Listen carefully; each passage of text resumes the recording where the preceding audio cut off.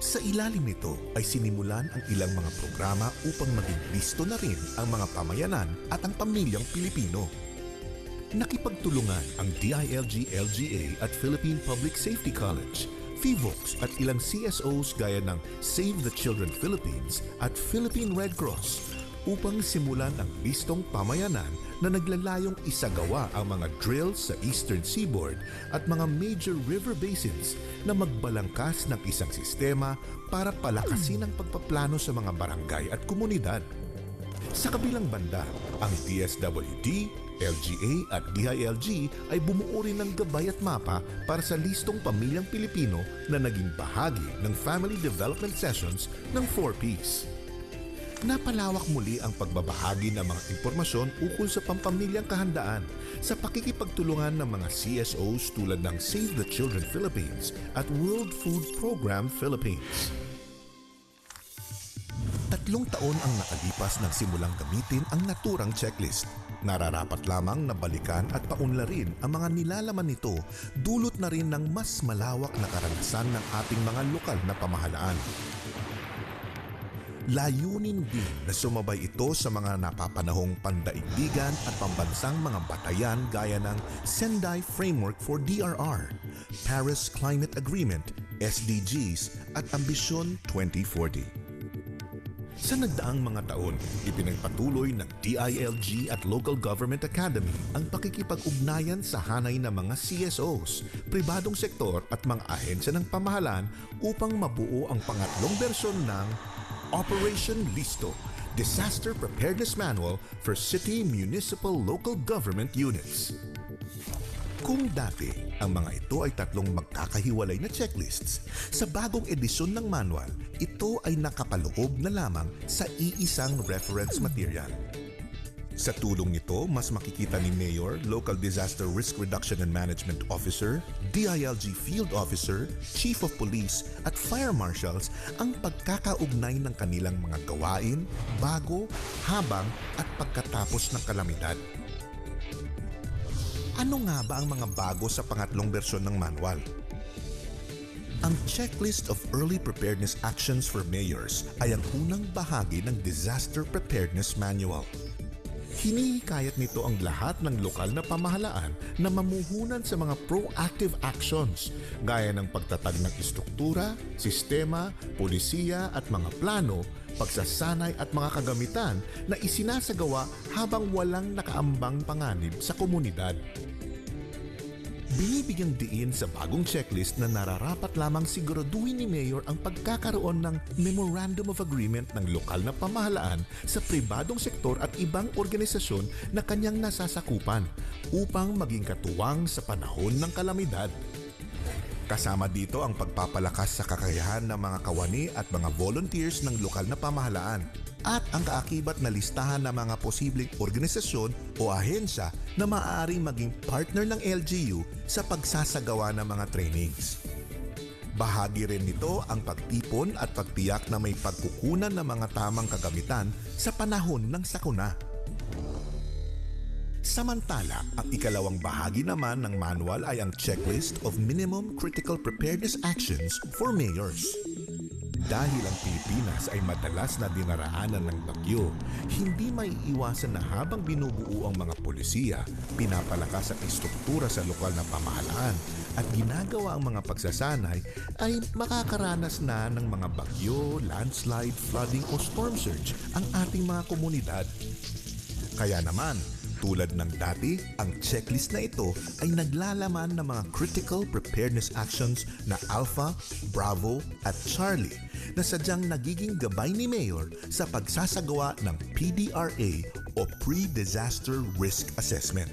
Ang kaukulang Critical Preparedness Warning ay tinutukoy pa rin ng DOST Pag-asa at NDRRMC at pinapadala ng DILG Codex sa mga DILG Regional Offices at LGUs na maaapektuhan. Sa bagong Checklist of Minimum Critical Preparedness Actions for Mayors, ang bawat critical preparedness actions ay nahati na sa 4 na time frame upang mas maipakita ang progressive actions. Ang upon alert, before, during, and after actions. Bukod sa time frame, mas ginawang detalyado rin ang set of general progressive actions na dapat desisyonan at pangasiwaan ni Mayor sa Prepare, Respond, and Monitor Report Coordinate. Kung ating susuriin sa mga Critical Preparedness Actions flowcharts, maari na ring ipatupad ni Mayor ang preemptive o mandatory evacuation sa kanyang LGU kung kinakailangan, kahit ito ay nasa Alpha o Bravo Alert lamang. Sa ganitong paraan ay mas matitiyak ang kaligtasan ng mga pamilya at kabuhayan ng mga nasa high and medium risk areas. Sa pagtutulungan din ng iba't ibang mga organisasyon at sektor ay mas napalawak at naging komprehensibo ang nilalaman ng mga reference boxes sa checklist. Isa pang naging karagdagan sa manual ay ang pagpapalakas sa monitoring at koordinasyon ni Mayor sa pamamagitan ng LDRRMO sa mga sangay ng LGU at mga kawani ng DILG gaya ng city at municipal LGOOs, hepe ng lokal na kapulisan at fire marshals. Ito naman ang bumubuo sa ikatlong bahagi ng manual o ang checklist for DILG, city or municipal LGOOs, COPs at FMs. Ang mga pangunahing gawain ng Chief of Police at Fire Marshals ay makikita sa flowchart na ito. Ito ay nahati sa tatlong kulay na nagsisilbing gabay upang tukuyin ang pagkakaiba at pagkakapareho ng bawat gawain. Ang sumunod naman ay ang flowchart para sa DILG City o Municipal LGOOs na naglalaman ng kanyang mga gawain sa monitoring, reporting, and coordinating. Ito ay may kaakibat ding reference boxes gaya ng sa mayors na naglalaman ng mga reporting template na maaari niyang gamitin. Bilang dagdag na kaalaman at reference, minarapat ng manual na isama ang mga guidelines at mga pulisiya ng iba't ibang ahensya ng gobyerno na maaaring makatulong sa mga gagawing desisyon ng LGUs upang mas paigtingin ang kahandaan. Kasabay pa rin ng bagong bersyon ng manual para sa City Municipal LGUs, binuo rin ng DILG-LGA ang Operation Listo, Preparedness Guide for Governors, na naglalaman ng mga general at minimum actions ng governor. Gayon din ang pagbuo ng DILG National Barangay Operations Office ng Listo Sikap bilang counterpart actions naman ng punong barangay. Dagdag pa rito, ang DILG-NCR sa pakikipagtulungan sa MMDA at NCR-DRRMC ay nagpalabas ng Earthquake Preparedness Checklist upang maging handa ang mga LGUs sa Greater Metro Manila area sa mga nakaambang panganib ng Big One na maaring magdulot ng mga sakuna sa Kalakhang, Maynila at mga lalawigan sa gitnang Luzon at Timog Katagalugan. Kagaya ng naunang bersyon, ang lahat ng makikita sa Disaster Preparedness Manual ay minimum. Maaring higitan ng LGUs ang mga aksyon na nakasaad dito batay sa pangangailangan at kakayahan ng LGU na nasasakupan. Ang layunin ng DILG sa pamamahagi ng mga Disaster Preparedness Manuals na ito ay upang sanayin ang lokal na pamahalaan. Lalo't higit ang mga taong nasa komunidad nito na laging maging listo. Sa patuloy na paggamit ng manual, inaasahan ang mas maigting na pagtutulungan ng iba't ibang sektor ng lipunan, kagaya ng akadim, NGOs, CSOs, private sectors at media sa pagharap sa mga sakunang darating. Ang ganap na kahandaan sa sakuna tulad ng bagyo ay hindi kailanman makakamit hanggat may isang sektor ang naiiwan, nagigipit o hindi handa. Listo dapat. Listo ikaw at ako. Listo sila at listo tayo. Pinag-isang aksyon. Pinag-isang laban sa iisang hamon. Pagiging listo at pagiging handa. Ngayon!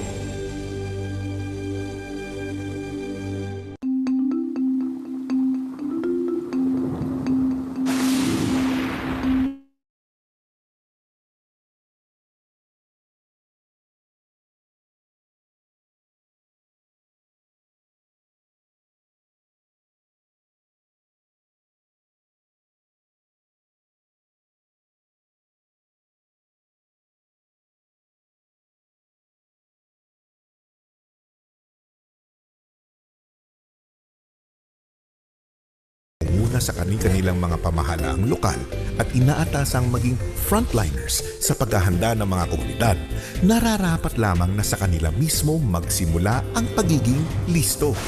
Kaya naman, noong taong 2014 bilang Lead Agency for Disaster Preparedness, binuo ng Department of the Interior and Local Government sa pamamagitan ng Local Government Academy ang Operation Listo, Disaster Preparedness Manuals.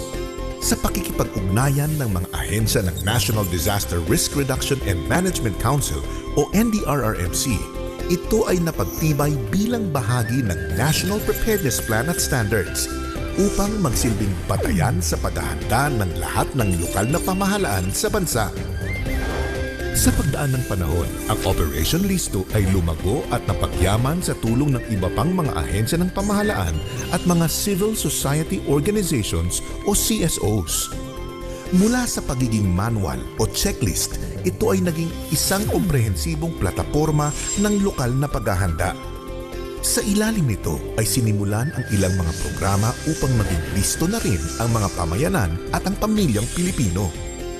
Nakipagtulungan ang DILG-LGA at Philippine Public Safety College, PHIVOLCS at ilang CSOs gaya ng Save the Children Philippines at Philippine Red Cross upang simulan ang listong pamayanan na naglalayong isagawa ang mga drills sa Eastern Seaboard at mga major river basins na magbalangkas ng isang sistema para palakasin ang pagpaplano sa mga barangay at komunidad. Sa kabilang banda, ang DSWD, LGA at DILG ay bumuo rin ng gabay at mapa para sa listong pamilyang Pilipino na naging bahagi ng Family Development Sessions ng 4Ps. Napalawak muli ang pagbabahagi ng mga impormasyon ukol sa pampamilyang kahandaan sa pakikipagtulungan ng mga CSOs tulad ng Save the Children Philippines at World Food Program Philippines. 3 taon ang nakalipas nang simulang gamitin ang naturang checklist. Nararapat lamang na balikan at paunlarin ang mga nilalaman nito dulot na rin ng mas malawak na karanasan ng ating mga lokal na pamahalaan. Layunin din na sumabay ito sa mga napapanahong pandaigdigan at pambansang mga batayan gaya ng Sendai Framework for DRR, Paris Climate Agreement, SDGs at Ambisyon 2040. Sa nagdaang mga taon, ipinagpatuloy ng DILG at Local Government Academy ang pakikipag-ugnayan sa hanay ng mga CSOs, pribadong sektor at mga ahensya ng pamahalaan upang mabuo ang pangatlong bersyon ng Operation Listo, Disaster Preparedness Manual for City, Municipal, Local Government Units. Kung dati, ang mga ito ay 3 magkakahiwalay na checklists, sa bagong edisyon ng manual, ito ay nakapaloob na lamang sa iisang reference material. Sa tulong nito, mas makikita ni Mayor, Local Disaster Risk Reduction and Management Officer, DILG Field Officer, Chief of Police at gawain, bago, habang at pagkatapos ng kalamidad. Ano nga ba ang mga bago sa pangatlong bersyon ng manual? Ang Checklist of Early Preparedness Actions for Mayors ay ang unang bahagi ng Disaster Preparedness Manual. Hinihikayat nito ang lahat ng lokal na pamahalaan na mamuhunan sa mga proactive actions gaya ng pagtatag ng istruktura, sistema, polisiya at mga plano, pagsasanay at mga kagamitan na isinasagawa habang walang nakaambang panganib sa komunidad. Binibigyang diin sa bagong checklist na nararapat lamang siguraduhin ni Mayor ang pagkakaroon ng Memorandum of Agreement ng lokal na pamahalaan sa pribadong sektor at ibang organisasyon na kanyang nasasakupan upang maging katuwang sa panahon ng kalamidad. Kasama dito ang pagpapalakas sa kakayahan ng mga kawani at mga volunteers ng lokal na pamahalaan at ang kaakibat na listahan ng mga posibleng organisasyon o ahensya na maaaring maging partner ng LGU sa pagsasagawa ng mga trainings. Bahagi rin nito ang pagtipon at pagtiyak na may pagkukunan ng mga tamang kagamitan sa panahon ng sakuna. Samantala, ang ikalawang bahagi naman ng manual ay ang Checklist of Minimum Critical Preparedness Actions for Mayors.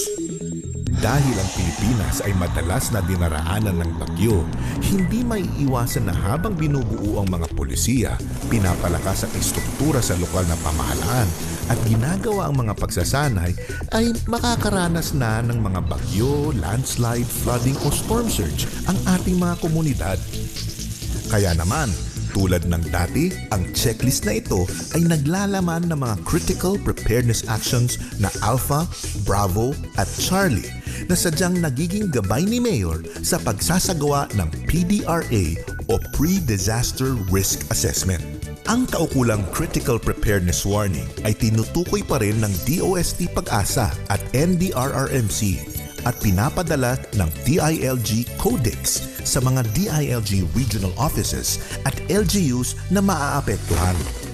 Sa bagong Checklist of Minimum Critical Preparedness Actions for Mayors, ang bawat critical preparedness actions ay nahati na sa 4 na time frame upang mas maipakita ang progressive actions.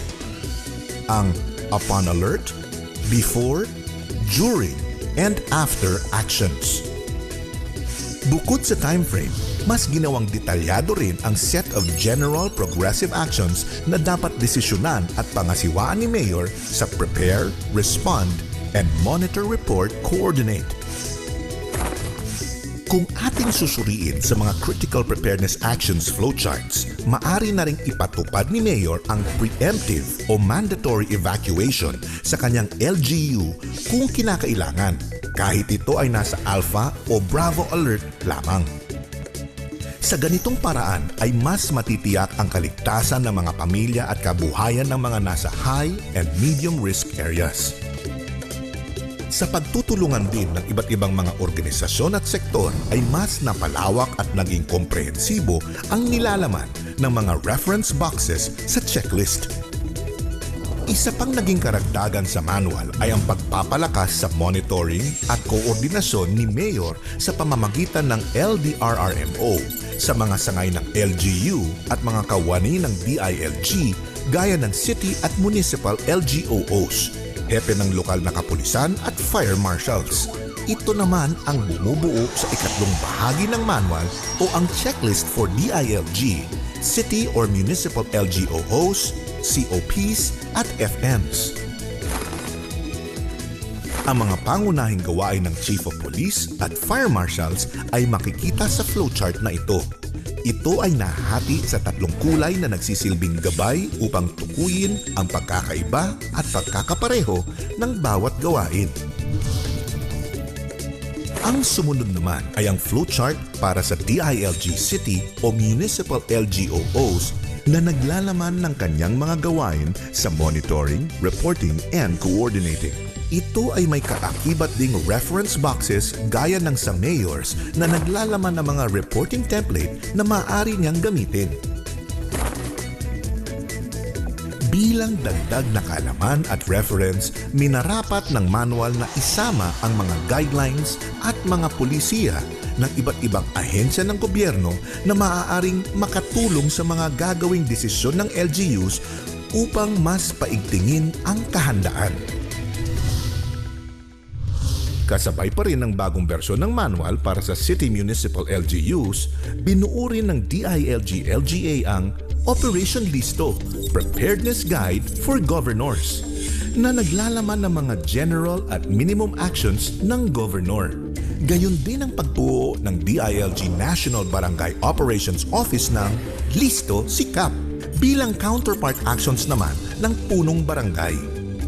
Dagdag pa rito, ang DILG-NCR sa pakikipagtulungan sa MMDA at NCR-DRRMC ay nagpalabas ng Earthquake Preparedness Checklist upang maging handa ang mga LGUs sa Greater Metro Manila area sa mga nakaambang panganib ng Big One na maaring magdulot ng mga sakuna sa Kalakhang, Maynila at mga lalawigan sa gitnang Luzon at Timog Katagalugan.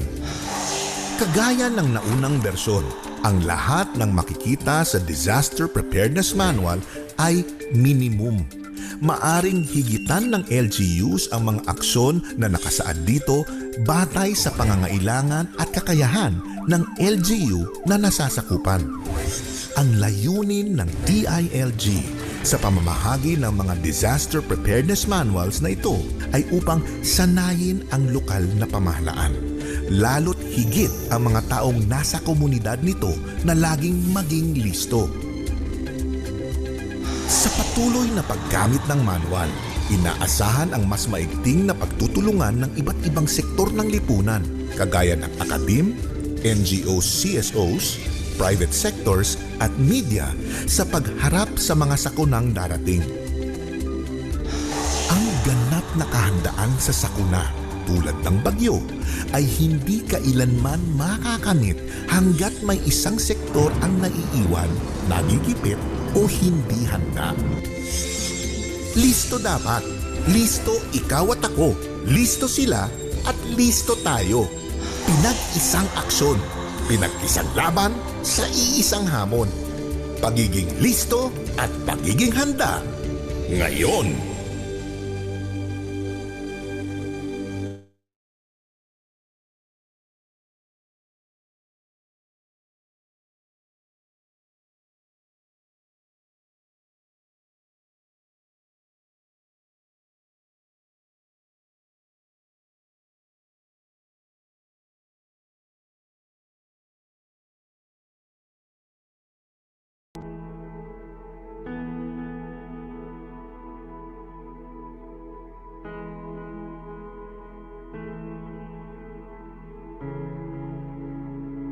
There are twin goals of the local government code.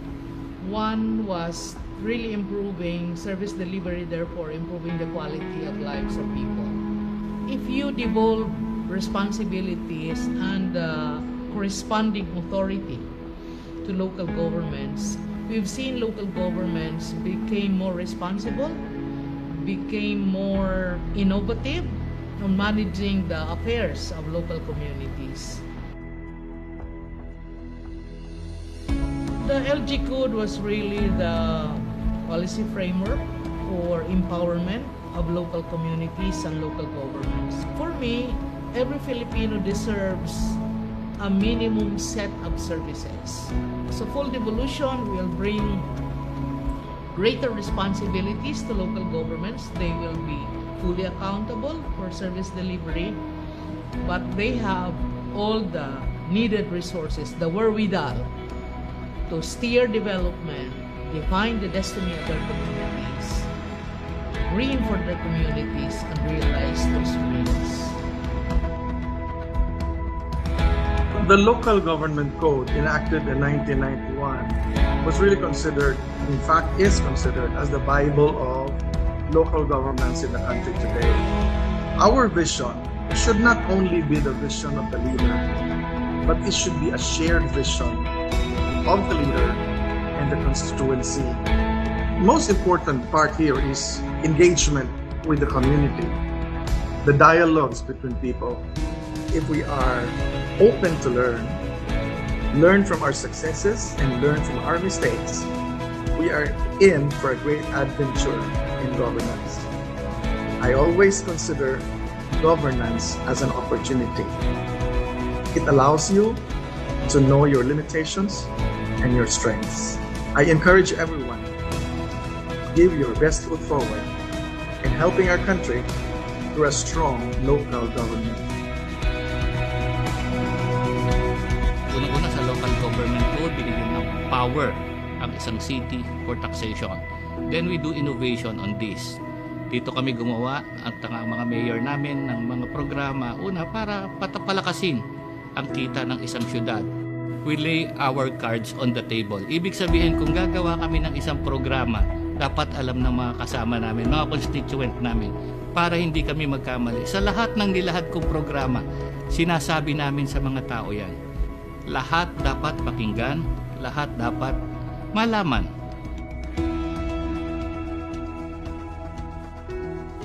We consider the code not just as a legal instrument, it's a blueprint of development for the country, and we believe that the code will actually facilitate.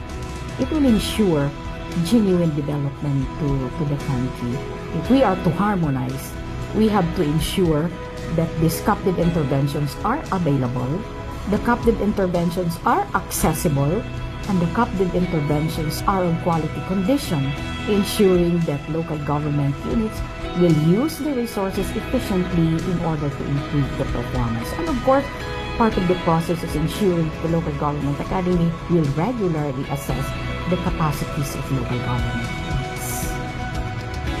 A lot of our local government are development-oriented already. So we are assured that this country will be brought to a future that will really be a good for, especially for the younger generation leaders to be.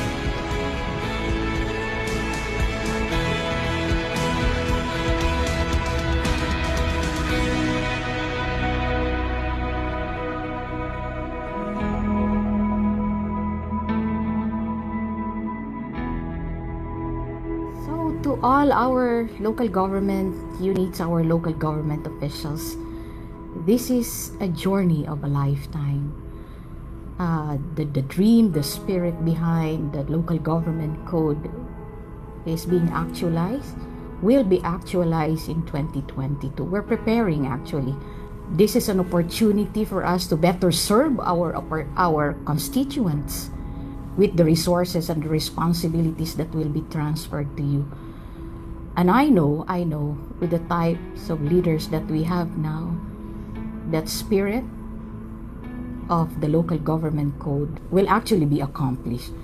So to all our local government officials, we are behind you. The local government academy is always behind you in your capacity development requirements. And also, we trust that together we can actually achieve this dream of a lifetime of local government units to really serve their constituent better.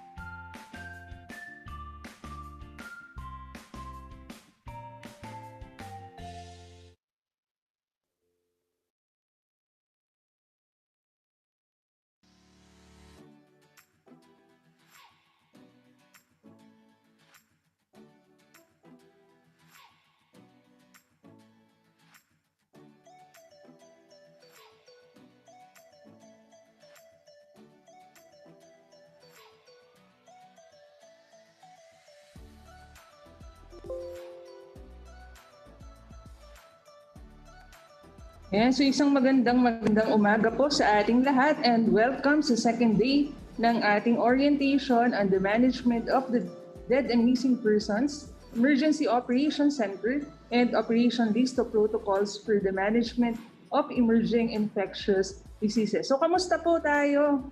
Ating po mga participants from our different provinces sa Mimaropa region.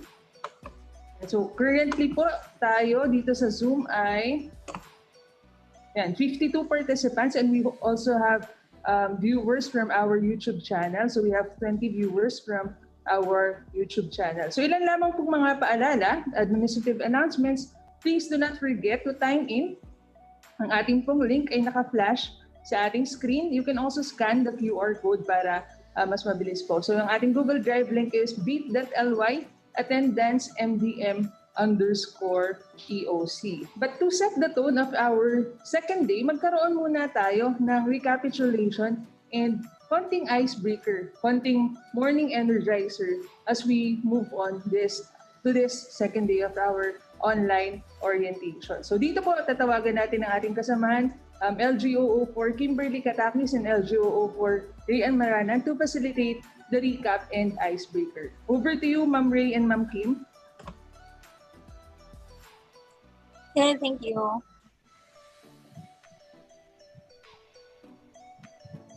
Good morning. Hello, good morning. Good morning po.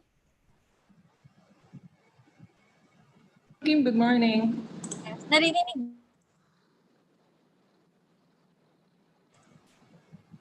Ako, Miss Sydney. Morning.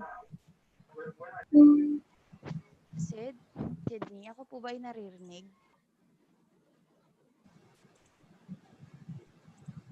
Ma'am Rayan.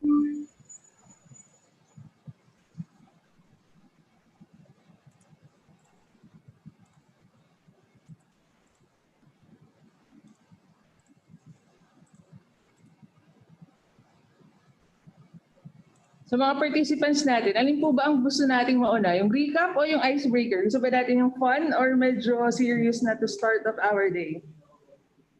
Sige po, type natin sa chat box. Anong gusto nating mauna? Icebreaker or recap? Hello, Miss Sydney. Ako po ba ay naririnig?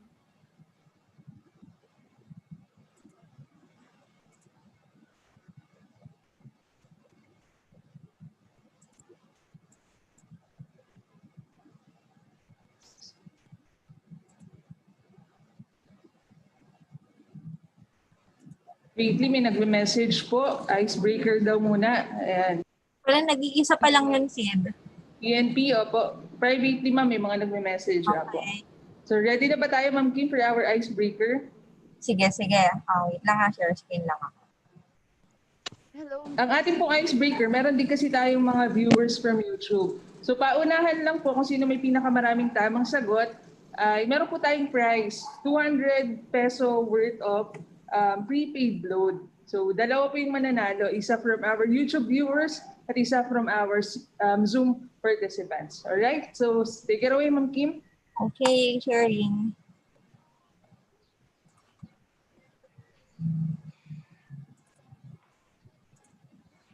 Nakikita na po ba ng lahat ang aking screen?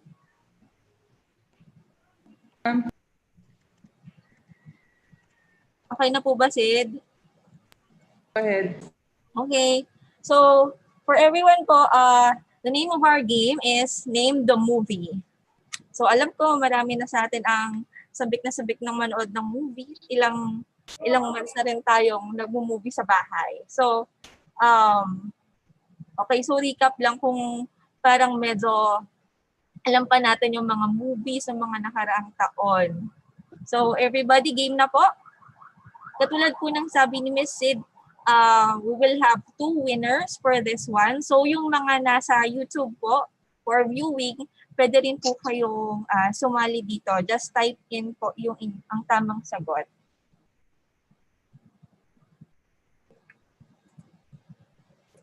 Okay, so ito po ang ating instruction. So you guess the correct and complete. Dapat po complete yung title of the movie via the given emojis. So one guess lang po per item or per slide.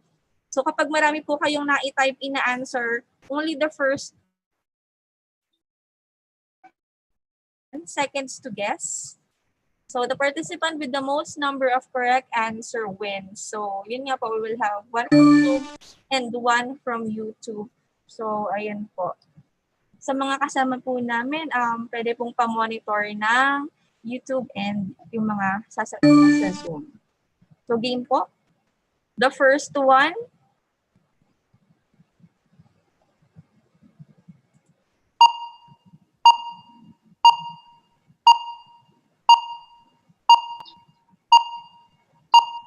ano po ang movie na ito? Titanic. May sumagot. May sumagot. Sir, type in the chat box po. Yeah, Type wait. in the chat Patay box. po.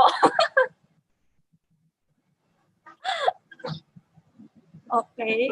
May nakakuha po ba?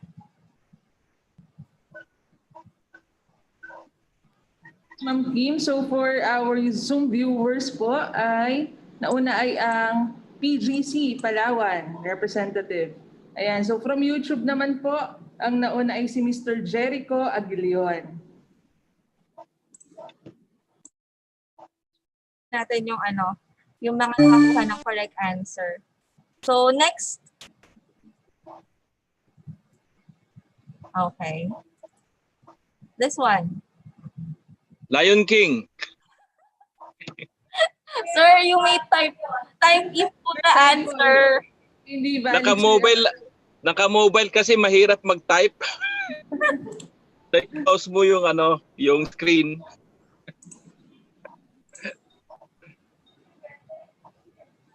Sir, as per instruction po, yun po natin, since malalaman din ng iba, pati dun sa nagwa-watch po sa YouTube yung sagot. And YouTube, Ma'am Kim, si Sir Jericho Aguilion pa rin. Okay. And from Zoom, I see. Ayan, GB Torrijos. Apo. So actually, we have 15 items dito.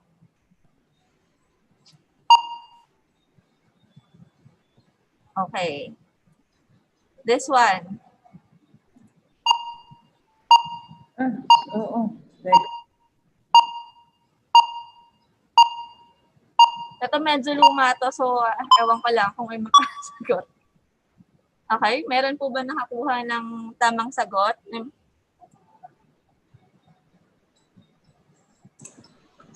E.T. And from Zoom, Ma'am Kim, ay GB Torrijos pa rin.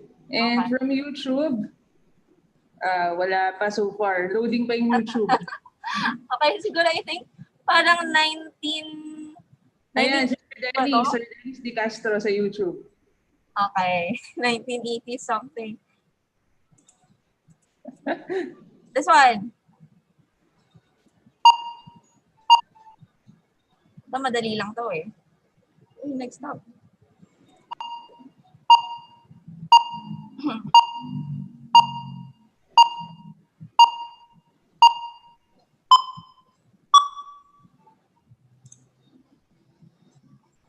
Let us see. GB Torrijos pa rin, Ma'am Kim. Gagamboy daw, sabi sa YouTube. Okay. So mali po yung gagamboy. Kita po natin blonde po ang yung lalaki, yung ating emoji dyan. GB Torrijos, Ma'am Kim. Okay. Sige, let's proceed to the next one.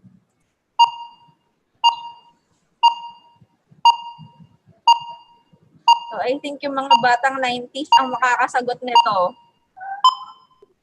Yung yung complete po Tingnan natin kung anong tamang sagot. Complete. May nakakuha po ba ng complete title?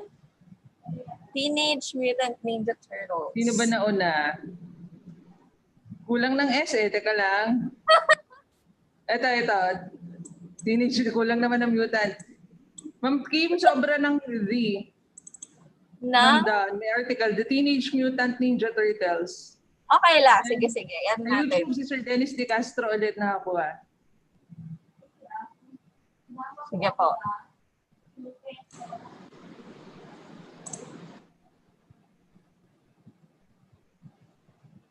Alright, we move on to the next. Next one. Si Ma'am Jackie. Sumasagot na po kahit mga taga-CPD. Narinig po si Ma'am Jackie. Ma'am Jackie. Sino nauna? Home Alone. Si Rian ang nauna. Magsali lang po. Pero dahil mag-wave siya, MDRRMO Mansalay. Okay. So, ano ba yung mga ano natin? Mga tamang guessers? Yes, ma'am. Yes, ma'am. Okay. Sige, let's go to the next. Sa mga nananalo. Alright, we move on to the next. Ewan ko lang to.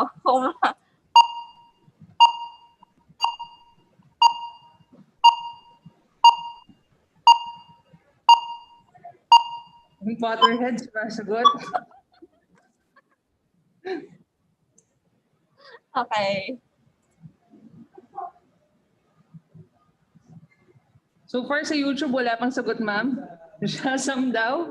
Sabi ng PG si Palawa. So, tamang sagot po ay Harry Potter. So, naula ulit si Ray.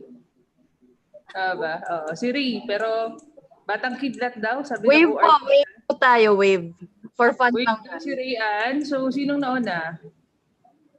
Si Mr. Ren Mark Watiwat.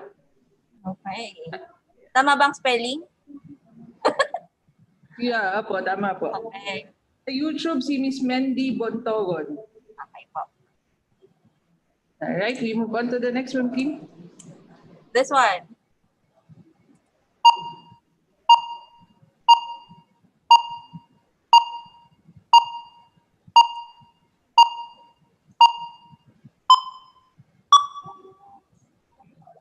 Ano po ito? And the Beast, Beauty and the Beast, Beauty and... Ayan, sayang sa Torrijos. So, ang nauna po ay MDRRMO Mansalay, Ma'am Kim. Okay. Sa Zoom. Sa YouTube, wala pang sagot. Ayan. Sa Parang YouTube ay si Miss Mr. or Miss Aizen Fan Kubit. Alright, sige po. This one. Ito medyo mahirap to. Ako lang.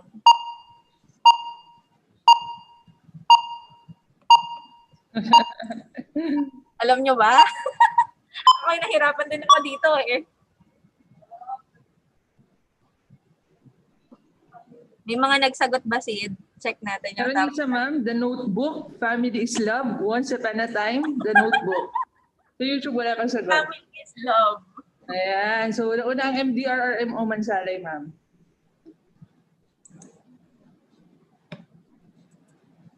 Ito. Ayan. Ano daw yan? Pakibilang na lang po o tama. Mendy Montogon po sa YouTube. Nakasagot ka ng The Notebook. Paywalk daw. Tsunami. Tsunami and the Baby. Ay, marami po. And the Babies.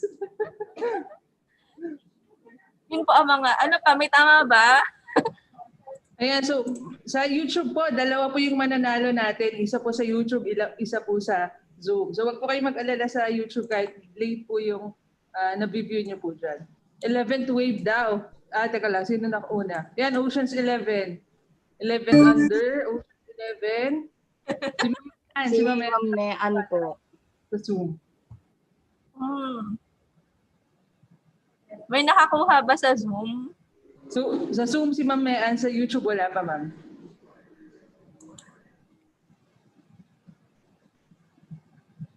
Alright, we move on to the next. Okay.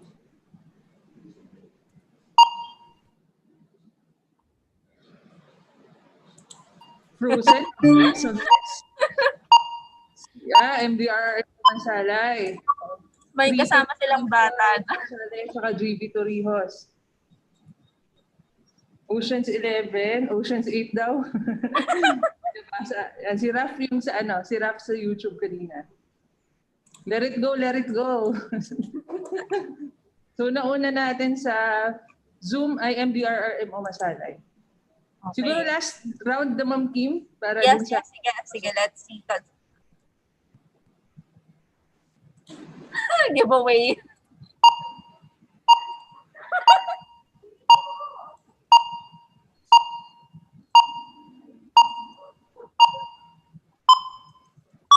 Nimo. Complete ha, complete title ha. Ayan. So, ang nauna po natin sa Zoom ay si, Nemo, Finding Gnem. Sabi ko siguro. Finding Nemo. Ayan. Si Mamean ulit, Ma'am Kim. Okay.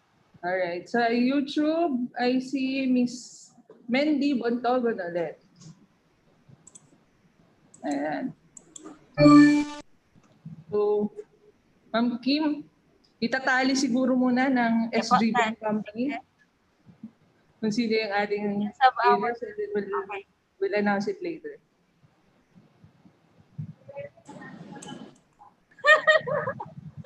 Alright, so maraming salamat, Ma'am Kim.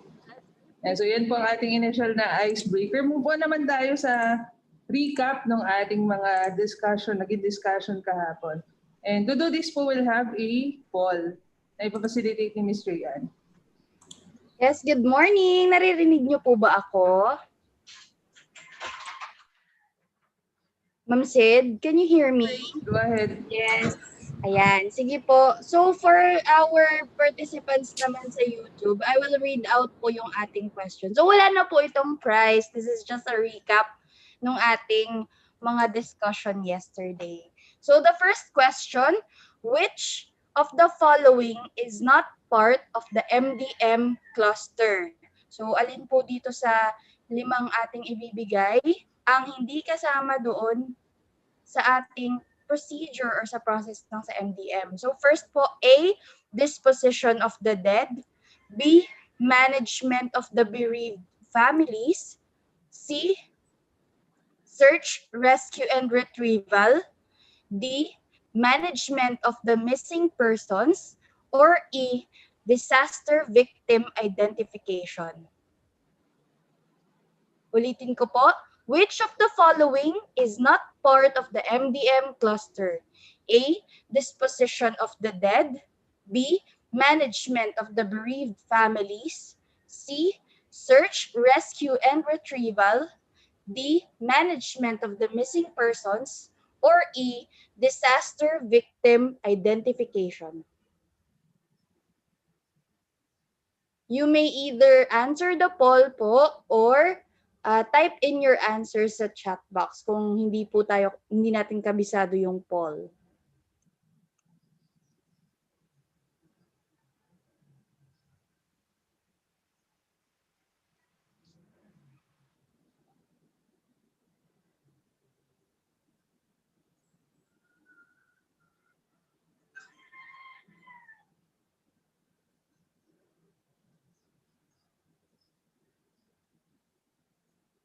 Ayan. So, naka 2 minutes na pong naka-flash yung ating poll. So, i-end na rin po natin.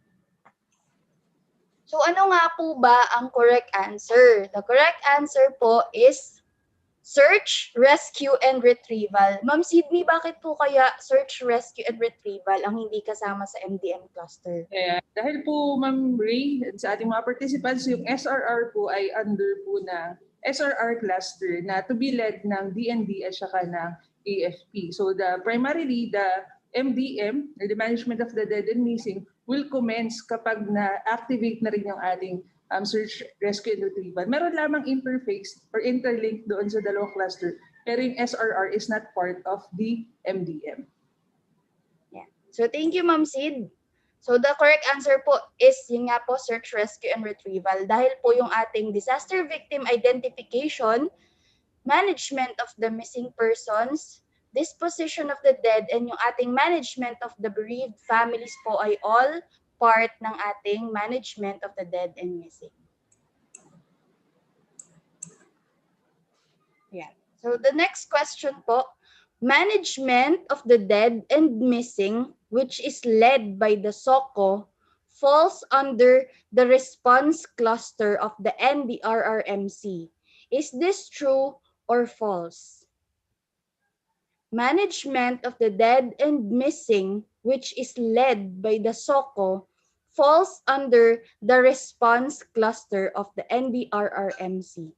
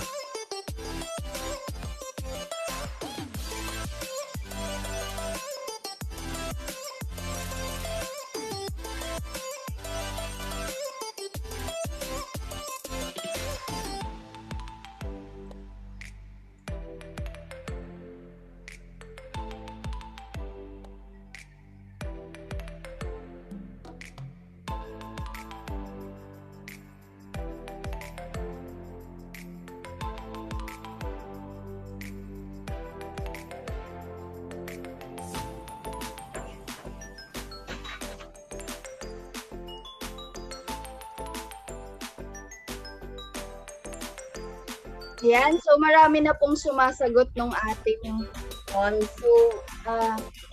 So, next up na po tayo ng ating poll. And medyo marami po ang sumagot ng true while mas marami naman po yung sumagot ng false. But ano nga po ba yung correct answer? So, the correct answer po is false. Bakit po false, Ma'am Sydney? And it is the lead agency for the management of the dead and missing is the DILG through the local government unit. Tama po na under siya ng response cluster. Yung mali natin dito is hindi siya led by the SOCO. It's being led by the DILG. Before, yung MDMI under ng DOH.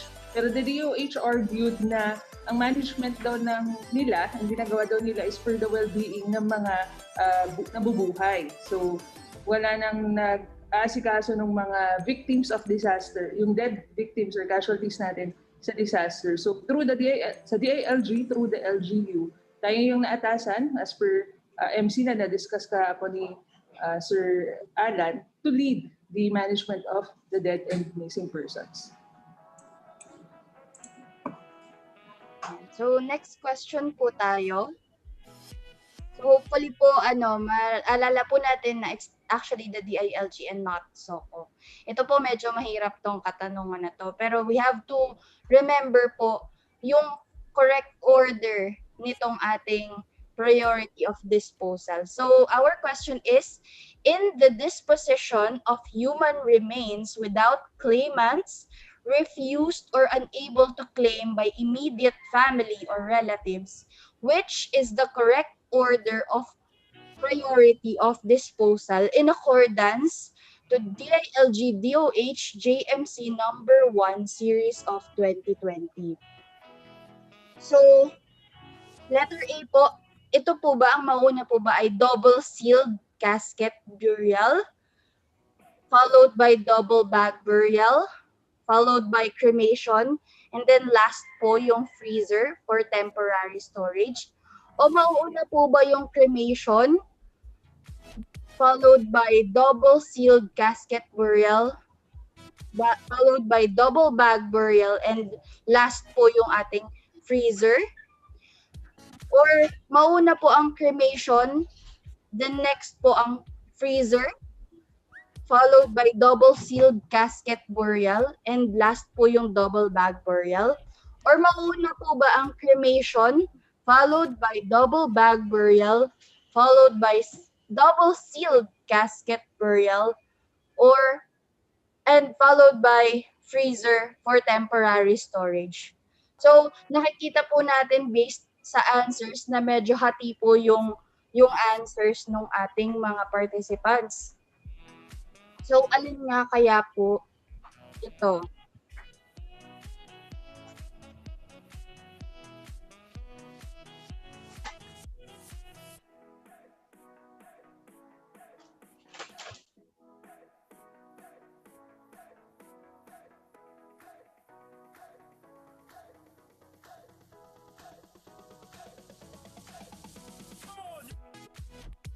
B. Yan, so madami-dami na rin po yung sumagot, ano. So, let's stop the poll na po.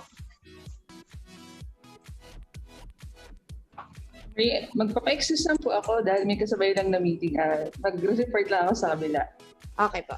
Alright, you can share the poll naman. Okay po. Yan. So, nakikita po natin na hati nga po yung answers. So, ano nga po ba yung tamang sagot? It is actually B. Mauna po dapat, order of priority natin ng disposal, dapat po, we prefer ang cremation, followed by the double-sealed casket burial, followed by double bag burial, and last po yung freezer for temporary storage. This is based din po actually sa level po ng protection for against the virus. And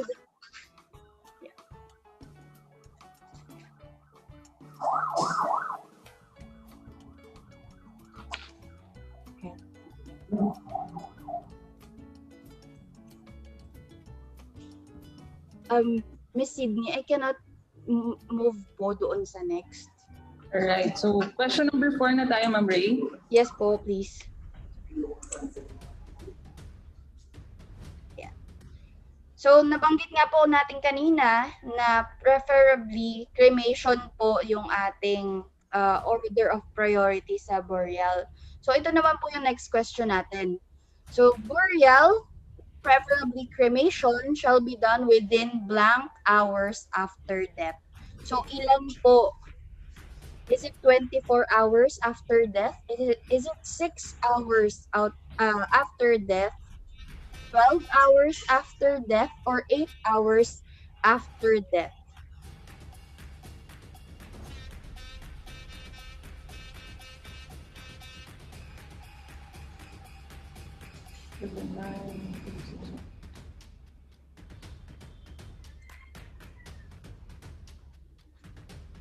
So, ulitin po natin. Burial, preferably cremation, shall be done within blank hours after death. 24, 6, 12, or 8 hours? Component of the project intends to provide technical assistance. Sa barangay level po siya, so developing yung or enhancing yung kanilang contingency plans, maps, and ERR plans. Merong party line ba yan?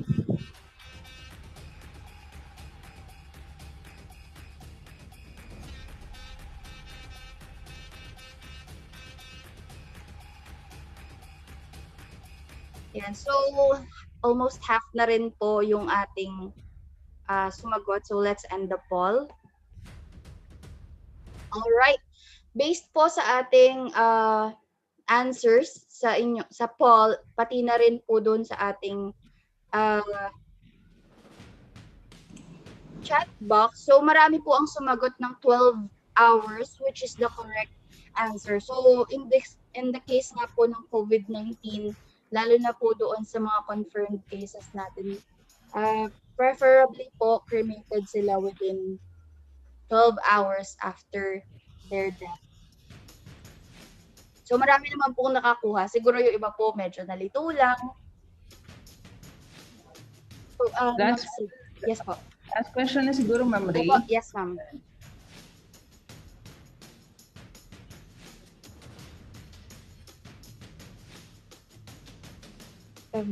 Pwede po pa na lang ng next question, Ma'am Sid. Pasensya na. Yan, here it is, Ma'am Ray.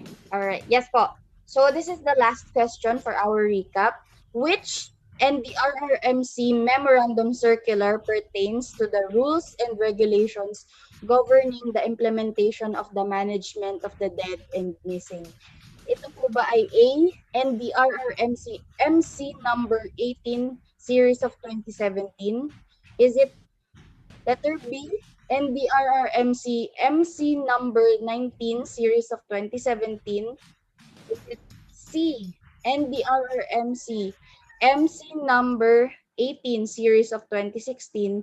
Or letter D, NDRRMC MC number 19 series of 2016? A, B, C, or D?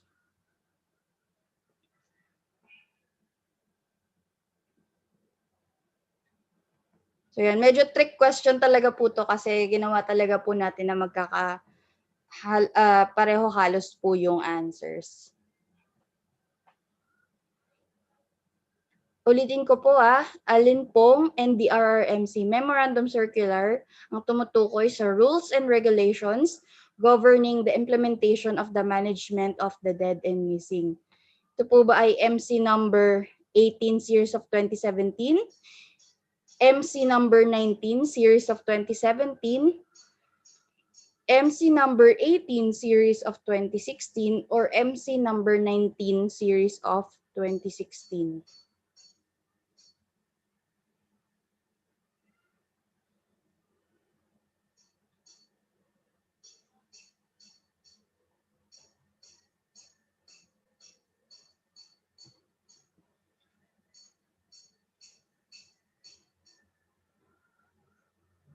Alright, let's end the poll na po.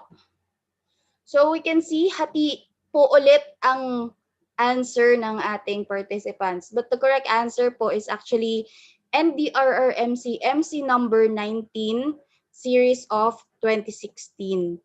So, nakikita po natin, no, based po dun sa mga answers nyo sa ating 5 questions, medyo may mga nalilito pa rin po and possibly may mga nakalimot po nung mga naging discussion natin kahapon. So with that po, let's be reminded din po na itong ating discussions ay available sa YouTube, sa amin pong channel, DILG Mimaropa LGCDD. So you can go back po anytime para po to refresh ourselves. So may request na rin po of course na you like and subscribe para po ma-update din kayo sa mga future capacity developments namin. So Ma'am Sydney, I'll turn over to you po ulit. Thank you. Alright, thank you so much, Ma'am Rayan. So, speaking of NDR MC 19 series of 2016, ito po ay uploaded na rin sa ating Google Drive link na bit.ly/press, malaking P, malaking pressmat_MDM_EOC. So ilalagay na lang po namin sa chat box later yung link. So you can download po, naka-upload na rin doon yung presentation kahapon and other reference materials including legal basis at yung ating interim guidelines for the management of PUIs and confirmed COVID-19 diseases human domain. So, naka-upload na po yun dun sa ating Google Drive link. So once again, maraming salamat Ma'am Rian and Ma'am Kim for facilitating our morning recap and our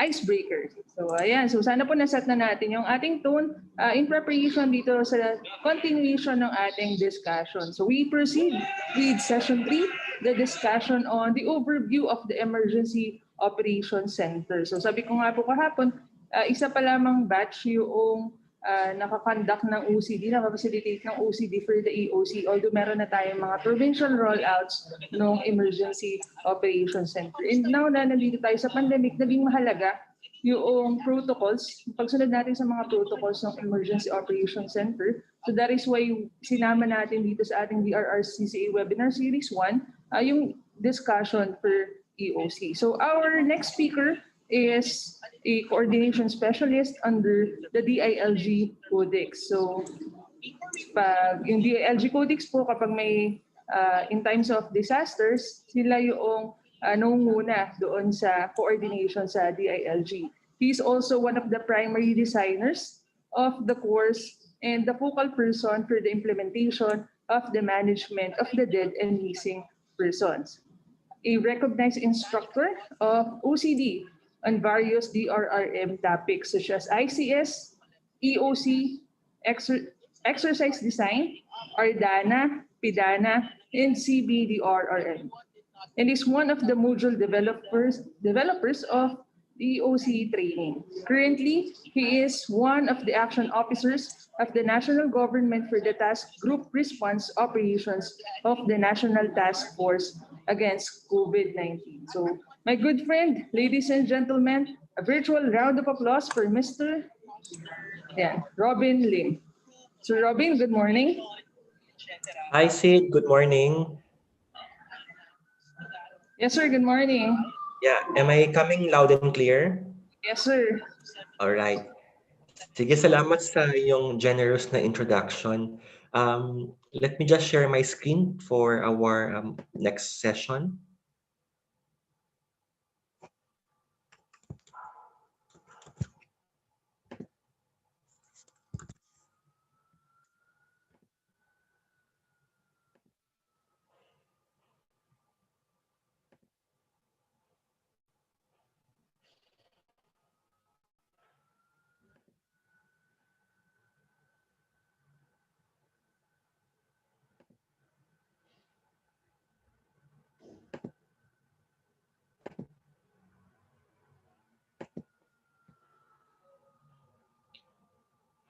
Sid, anong nakikita sa screen?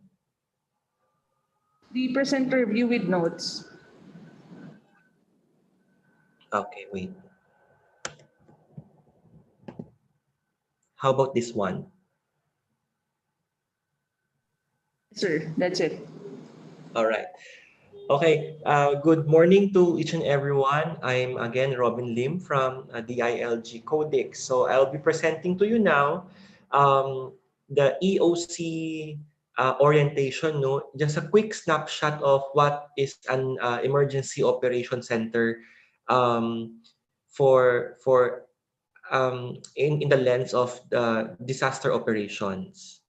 So this is an ano po, this is a hybrid na presentation where this is currently being updated as of the moment to incorporate EOC in the new normal. So this is from the Office of Civil Defense and the RRMC. So we have collaborated to do this po.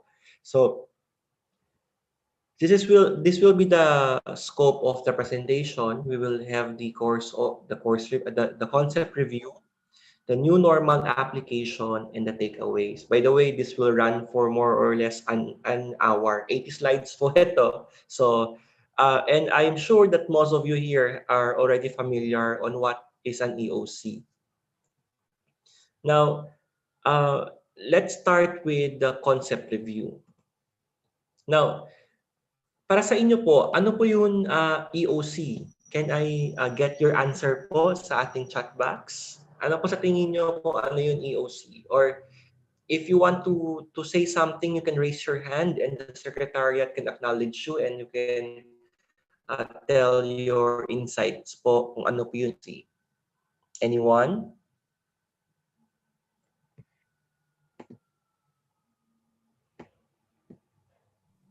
You can raise your hand po.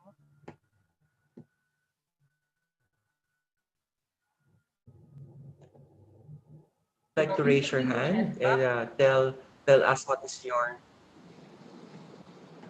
May isa tayong responser from the chat box from PNP. Emergency response cluster. Oo, sabi naman dito.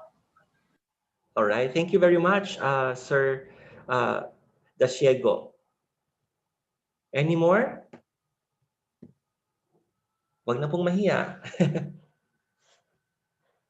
Alright, so thank you very much for that answer. Okay, si Sir Dasiego is raising his hand. Sir?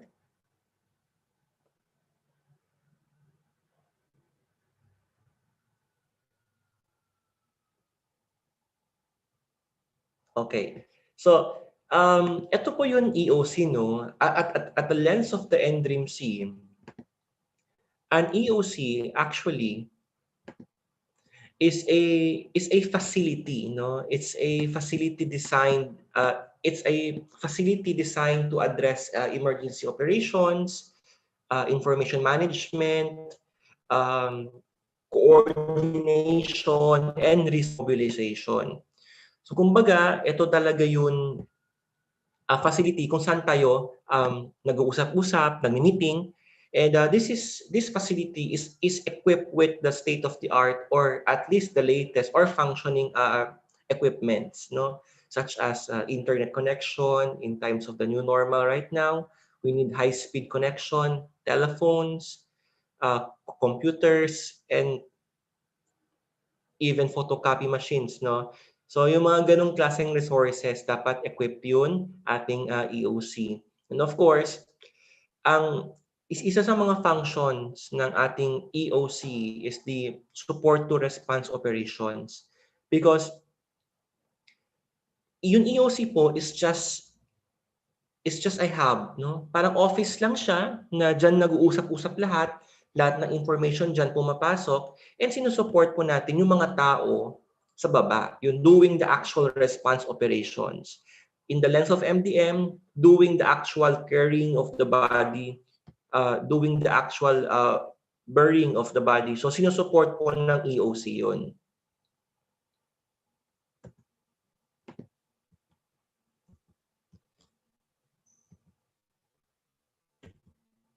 Okay. So, just quickly, no, ito yung difference, no, ng ating operation center and emergency operation center.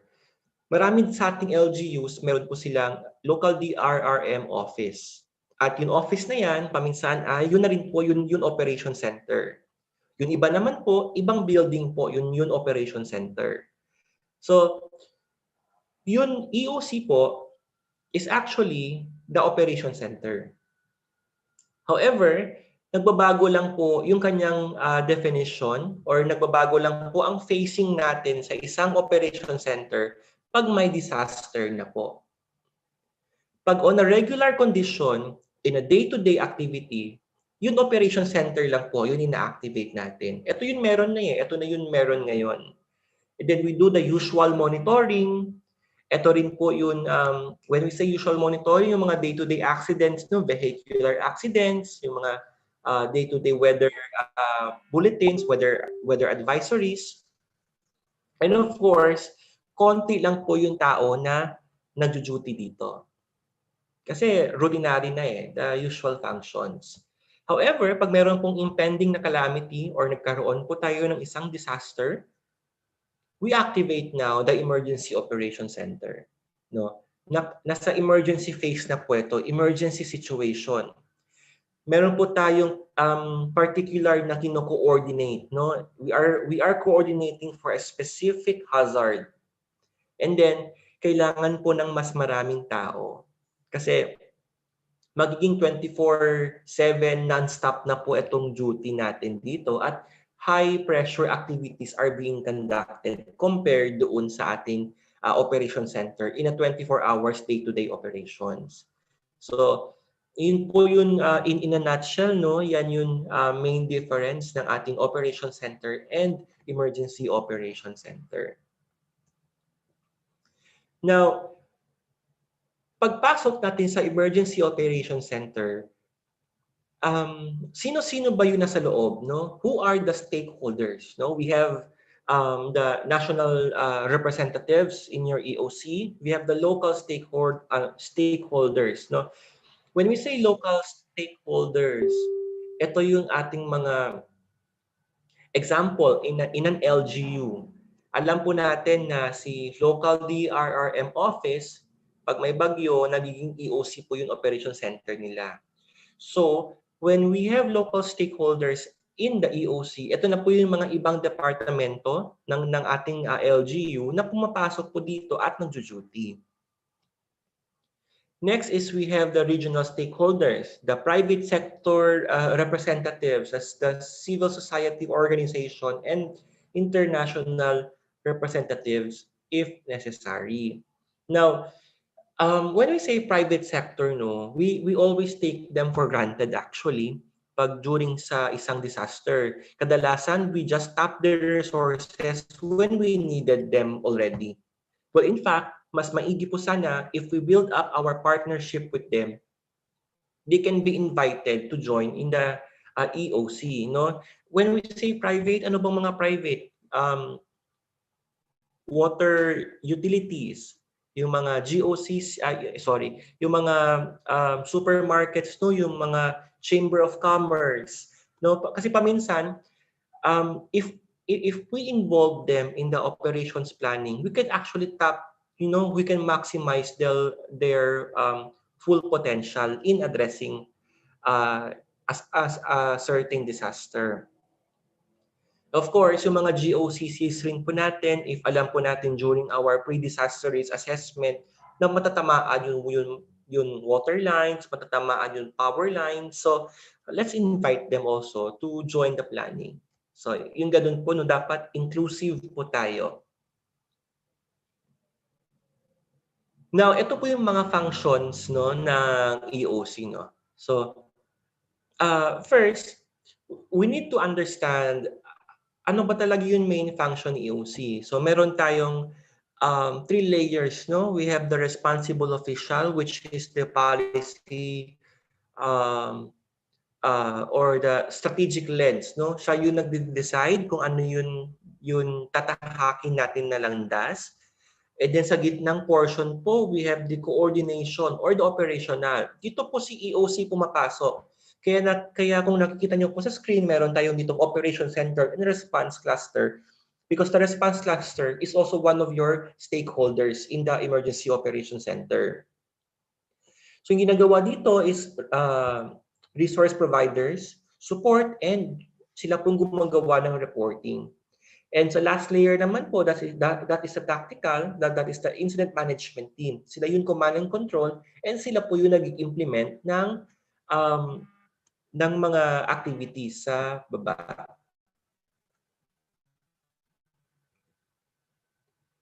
Now, ito isa sa one of the few functions. Now, number one, the EOC disseminates public warning. No, ito yung time to time na ina-update. So kung napansin niyo po, if you are registered in the NDRIMC database, you will receive text messages. Or paminsan, nakakatanggap po tayo ng mga warning, no? Yung mga biglang nagba-vibrate yung mga cellphones natin, yung galing yung mga emergency text. So nanggagaling po yun sa NDRRMC. So we are tapping the telcos, no, as one of our stakeholders to disseminate that infocast. Another function is to collect, analyze, and manage and disseminate information. No? Hindi lang po ito puro collect and release. Meron po itong analysis component sa EOC to provide a sound recommendation for our responsible officials. Of course, the EOC develops the common operating picture on the ground. Kasi on the ground, yung mga IMTs po natin, specific po yung mga areas na ino-operate po nila. And then yung role po ng EOC ngayon is to stitch it all together to provide a bigger picture. And nagsaset rin po ng response and early recovery priority si EOC.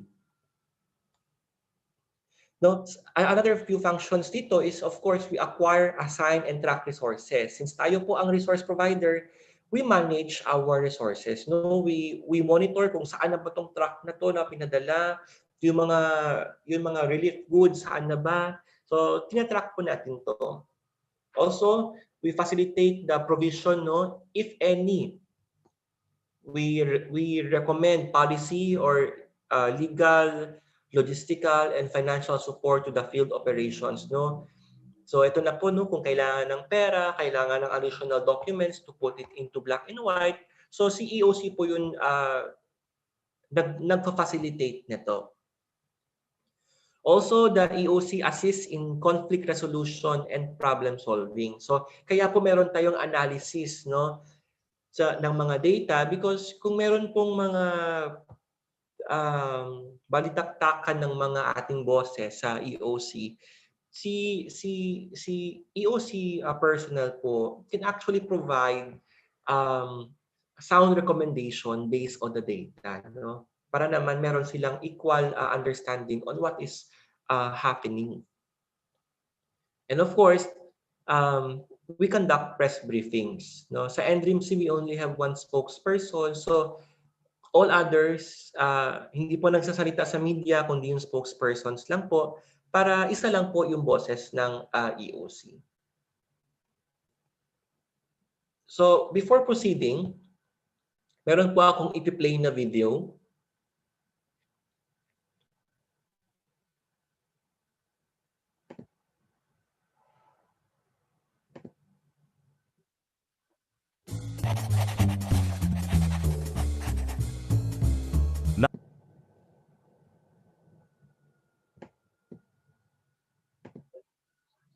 Not all disasters are alike.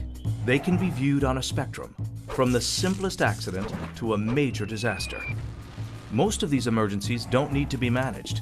They're handled by police officers, firefighters, EMTs, and other responders as routine matters. So what happens when really bad emergencies need more capability than the individual agencies can provide? That's where emergency managers come in, to coordinate all the agencies. And the bigger the scope of the incident, the more an emergency manager's value increases. Let's show this with a worst-case example. The largest of all disasters in terms of scale, complexity, and consequences is a nuclear strike. This is the mother of all disasters. Imagine some bad guys get a hold of 140 pounds of highly enriched uranium and figure out how to cobble together a working bomb, an improvised nuclear device. They get it into place and set it off. The result is confusion, fear, and chaos. Think of our society as a complex Rubik's Cube, interdependent systems that have developed over time to sustain our way of life. A nuclear attack severs our connections to the rest of society. Fear and anxiety would take over as the rhythm of our daily life is destroyed. So if that's the emergency, when does the management come in? Management is what emergency managers do, to create order from that chaos. Our job is to squeeze the timeline so we bring back order faster. The hard part is how. So let's take a look at the way emergency managers work. First, we get a few emergency managers together, in the field or in a room, and start working. We find the facts and tell the story. We tell who's in charge, what's happening, is it getting worse or getting better, and what are we doing and what needs to be done. We start to re-establish the connections severed by the blast. In the Emergency Operations Center, we begin to connect people and organizations to the city and to each other. We tell them to connect inside and outside their own organizations with the same message. This is what is happening, and what do you see to inform this picture? By doing this, we're creating a new organization, one that didn't exist before and will never exist again. Imagine this incident organization as a pyramid with 3 distinct levels. At the top is the strategic level, with agency executives, local, state, federal, and elected officials, where political objectives are translated into strategy. At the bottom of the pyramid is the biggest and most important level, the tactical level, or the people who we call the boots on the ground. And in the middle is where strategy is translated into effective action, where what we need to get done becomes the how we'll do it. We call this the operational level, and this is where the emergency managers sit. Their job is to support everybody, and they do it by managing information, telling everybody everything, managing resources, getting the right stuff to the right place at the right time, and managing consequences, finding and solving problems. But even if you were doing all that, you're still not done. You must tell everyone everything that you're doing all the time. It's critical for the leadership to know the facts so they can convey it to the public. This connection creates trust with the impacted population, and without it, credibility is lost and our work won't matter.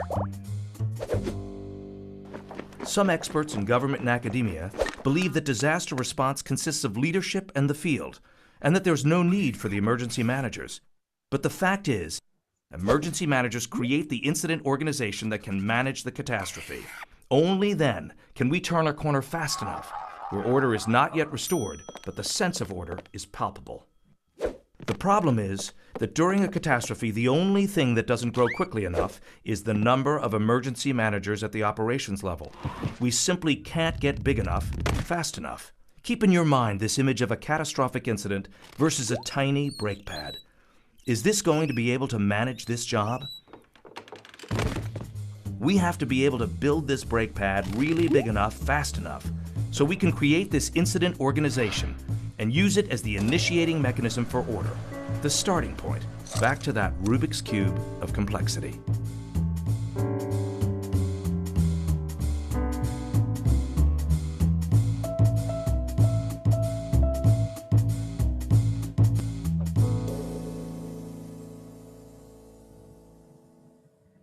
Alright. So, yun po yun, in a nutshell, no, yung video.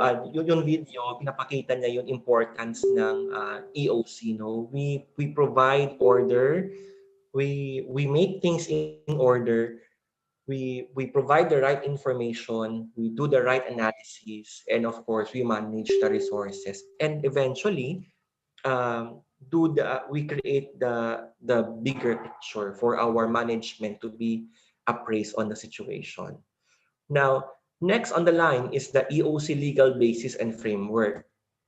Now, ito po yung mga this is the framework, no, meron po tayong mga law or mga ordinances, mga regulations, policies, plans, procedures, guidelines, and job aids. So ito po yung ating balikan mamaya. So isa-isahin po natin yung mga policies.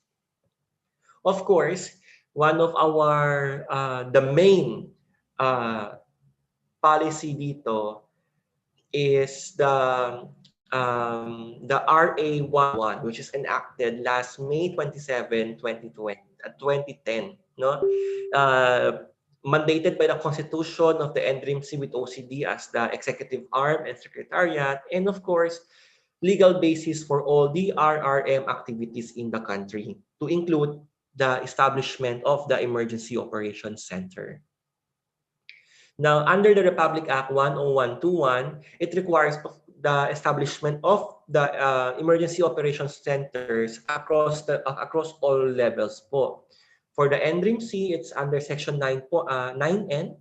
For the RDRRMC, it's under Section 10. And of course, for the local DRRMCs, nasa Section 12C 23 po siya. Now, under the implementing rules and regulations of RA 10121, sinabi po sa rule number 4, section 5, that every member agency of the RDRIMC to establish its EOC and designate a focal officer for the RM. So, as far as the ILG is concerned, we have already established this across all regional offices, and meron po tayong focal person po sa DRRM. And for Mimaropa, we have Sydney po. And then meron rin po tayong joint memorandum circular, no? The NDRIMC, DBM, and DILG Joint Memorandum Circular 2013-1. So this was issued last March 25, and of course, ni-require po dito under Section 5.2.4 for the development of standard operations manual for disaster operation center. No, kaya meron po tayong mga contingency plans, meron po tayong SOPs, no, in particular, para meron pong guide or may legal document pong pangahawakan yung ating EOC managers sa ating operations. Sid, can I just pause for a moment?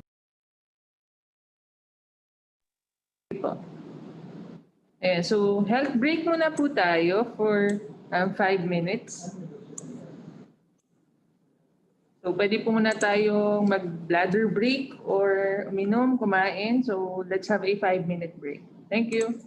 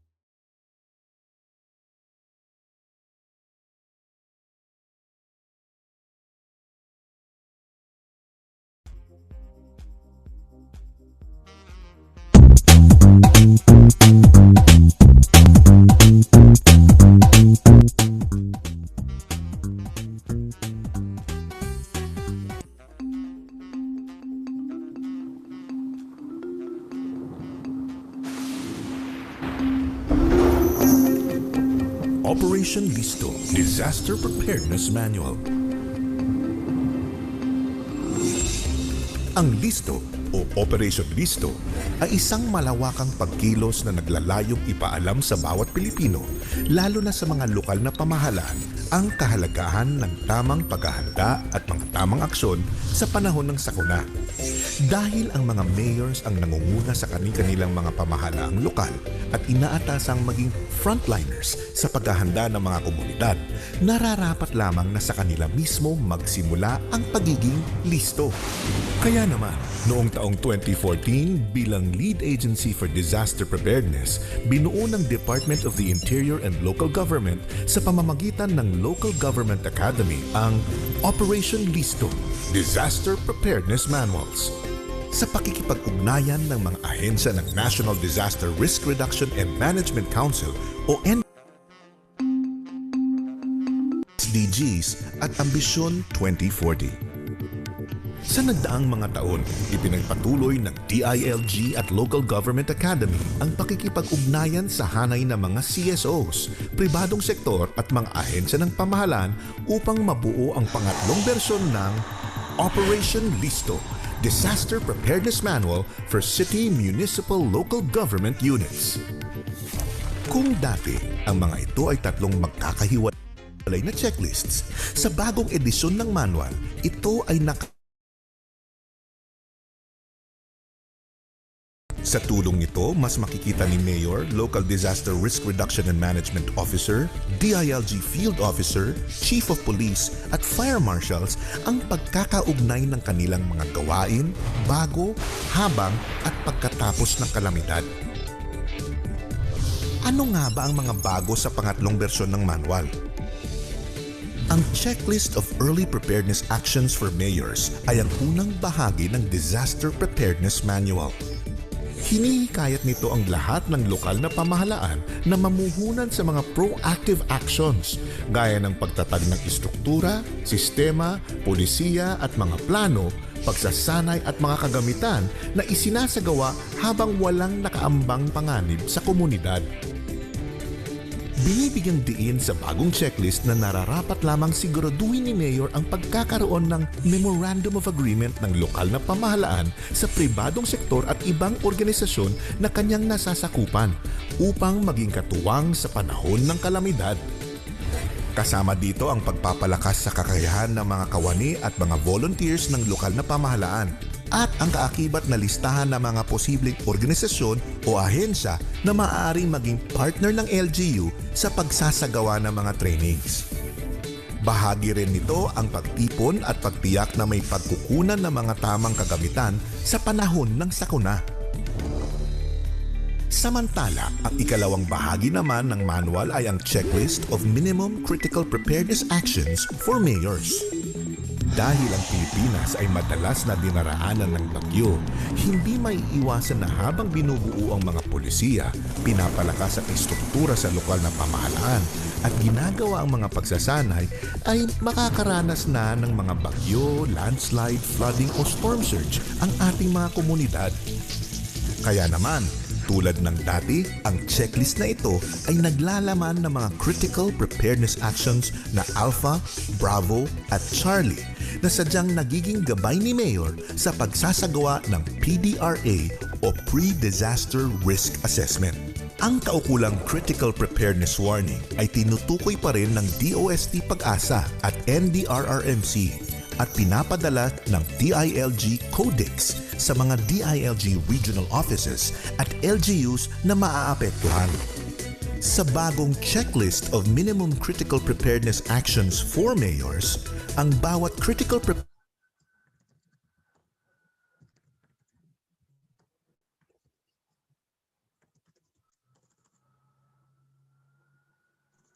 So tapos na po yung ating health break. We now again have Sir Robin Lim to continue the discussion of the overview of the Emergency Operations Center. Over to you, Sir Robin. Yeah, hi Sid. Pasensya na po. Alright, sige. Sid, am I coming loud and clear? Robin, pero yung presentation niya, ayan. Alright. Okay na po yung presentation? Goods na, sir. All right. Thank you very much, no? And I hope you had a wonderful health break kasi 80 slides po ito. So, moving on, no? Under the NDRIMC DILG DBM Joint Memorandum Circular, no, nire-require po dito na gumawa po ng standard operating procedure ang ating mga local DRRMC to include the national and the regional para may maayos po na system na ino-operate in times of a calamity.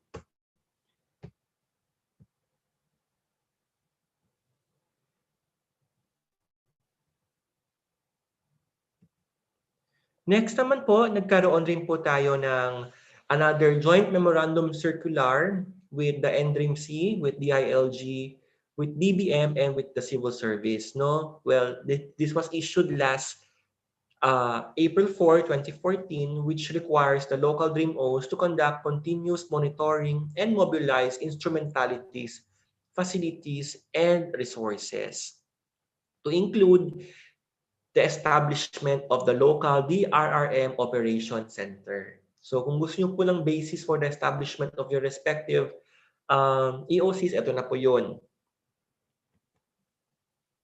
Next is the NDRIMC Memorandum number 43 series 2016, which requires the interoperability of the response cluster and IMTs. No? Ito na yung dumating sa una kasi hindi pa malinaw kung ano ba yung role ng response cluster, hindi pa malinaw yung role ng IMT. So as we were moving onwards noon, we are also developing our capability on how to respond on certain things. So, and of course, this is based on the previous disasters, no, mga lessons learned po natin.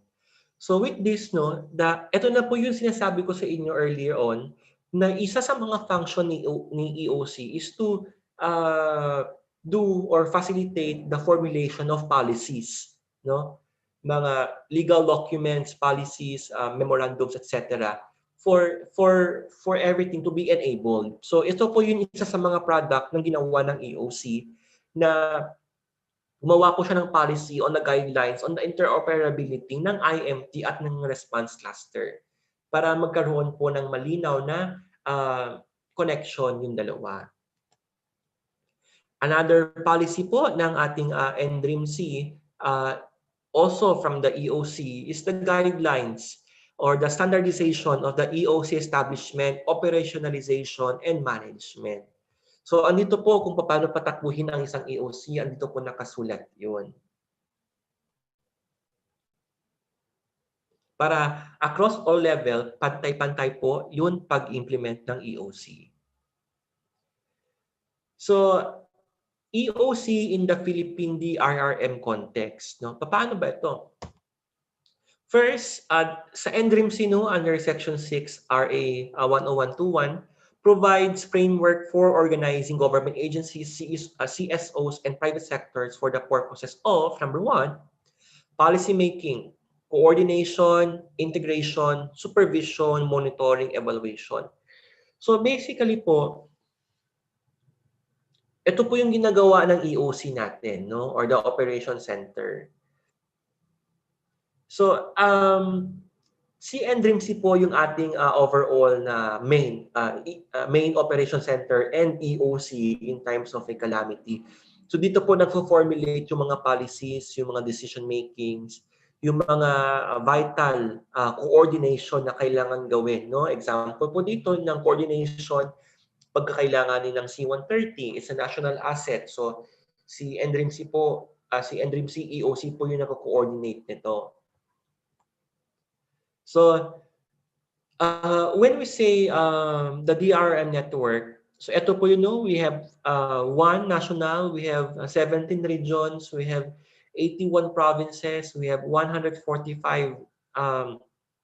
cities, we have 1,489 municipalities, and 42,429 barangays. So, as much as possible po, no, dapat lahat ito merong operation center. Kasi para po pantay-pantay para pare-parehas po tayo ng footing when in times of calamity. So, ito po yung ating coordinating mechanism no, during emergencies, and you are all familiar with this under Section 15 of RA 10121. If one barangay is affected, and then it's only up to the barangay level na management niya. If 2 or more barangays are affected, papasok na po yung city and municipality DRRMC. If 2 or more cities or municipalities are affected, papasok po si province. And if 2 or more provinces are affected, papasok po si RDRRMC. And of course, if 2 or more regions are affected, papasok po si NDRIMC. Kadalasan po, pag may bagyo, pumapasok po talaga si NDRIMC kasi ang bagyo po tumatama po sa at least 2 regions, no? 2 to 3 regions talaga yan.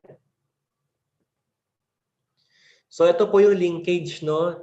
Kung yung mga EOCs po, nag-uusap-usap po yan, ang linkage po natin dito is ating yung mga respective government agencies, mga departments, or other EOCs ng ibang offices, no? We have also the private sector EOC and the CSO or NGO EOC. Ang isang example po dito with DILG, si DILG po, meron po siyang EOC rin sa office. Pero meron rin po siyang tao na pinapadala sa NDRIMC. Kami po yun. Ako po yun. So, ang linkage po ngayon is kinoconnect ko po yung NDRIMC EOC doon sa National DILG EOC para magkaroon po ng harmonious na coordination mechanism. So, ang next question, when do we activate the EOC? So, when do we activate ng EOC? So, activation starts in the context of a threat. No? Depende po kung anong klaseng threat yan. Kayo po mag-gauge niyan based on your contingency plans. Usually po, pag sa NDRIMC, pag meron pong incoming bagyo, we activate the EOC, no? Pag alam po natin na magiging typhoon po siya. Next is in anticipation of an event, no? When we say event, pwede po itong planned event. Example po yung like the ASEAN, the APEC, no, yung mga PayPal visit, yung mga high level na meetings. So, pwede pong i-activate ang EOC po natin dito for planned events. Next naman po, we can also activate the EOC in response to an incident. Ano pong may ibig sabihin nito? Example po, in a day-to-day operations, so operation center lang po ang meron si LGU. Nagkaroon po ng vehicular accident. Una, simple vehicular accidents lang, yun 2 to 3 cars involved. Tapos wala masyadong injury, no? And then meron pong example lang po, no, meron pong truck sa likod na hindi nakita, na daganan niya. And then yung truck na pala yun ay may carrier po siya ng mga chemicals, no, mga hazardous materials. Then nagkaroon po ng leak. So yung mga ganun, in response to an incident, we now activate our EOC. Depende po doon sa inyong mga contingency plans and based on your assessment as well. Of course, we need to, next po, no, pwede po tayong mag-activate ng EOC to support requirements of another DRRMC. To support another agency or organization or IMT working on the ground. Kasi pa minsan the IMT can actually work on the ground without even activating the EOC. Kasi hindi siya kailangan, it doesn't merit the activation. However, if it will expand, no, pag lumalaki ang isang incident, baka kailangan po. Dito rin po papasok, no, yun sa ating Example lang, sa 7.2 earthquake, meron po tayong twinning concept, no, ng mga regions. So baka yung ibang regions na hindi affected can activate their EOC in support to the region or the quadrant here in Metro Manila. So ito po yung sample no ng isang alert level ng EOC. Pag white alert, this is the normal operations, and then sa emergency naman, we have, this is color blue. Pag color blue naman po no, pag blue alert, early stages of an emergency, heightened monitoring and coordination and reporting. Pag red naman po, pag red alert, so may imminent emergency situation na. Tapos highest level of monitoring, coordination and reporting. Example po itong parating na bagyo. So, under the EOC, nakakategorize po siya into two, no? The blue and the red. This is for the NDRIMC para meron po tayong levels of escalation. So, ito po yung examples ng levels of activations ng mga iba-ibang agencies. No? Si DILG aligns with the NDRRMC activation. Yung iba naman po, may iba silang color mechanism, no, iba-iba, pero when you look at it at the EOC perspective, parehas lang siya. Now, triggers for activation, no, if more than one area becomes involved in an incident. Pag yun nga po, sabi ko kanina, in response to an incident, pag medyo nag-escalate na po siya, baka kailangan na pong i-activate. Next is multiple agencies are involved. Even if we have simple disasters, no, yung mga nangyaring mga example lang po, again, vehicular incident, and then example po, a simple vehicular incident, nabangga niya po ang isang power grid. So, yung mga ganong klaseng involvement ng mga agencies. Then, an incident, if an incident could expand rapidly, so you can actually consider the activation of the EOC. And of course, the most important, if the locality is at risk. Kung marami pong tao ang maging affected or madi-displaced, then it's calls for the activation. No? Next po, no, another criteria, if meron po tayong similar na incident before that requires activation, then we do so. And then if meron pong imminent na emergency, no, such as bagyo, may flood warning, so we can also activate that. Tapos, kung meron po siyang significant impact sa mga tao, like for El Nino, ganun po. Next is kailangan po ng support, no, in acquiring additional resources. And of course, depende na po ito sa inyong responsible official kung gusto niya pong ipa-activate.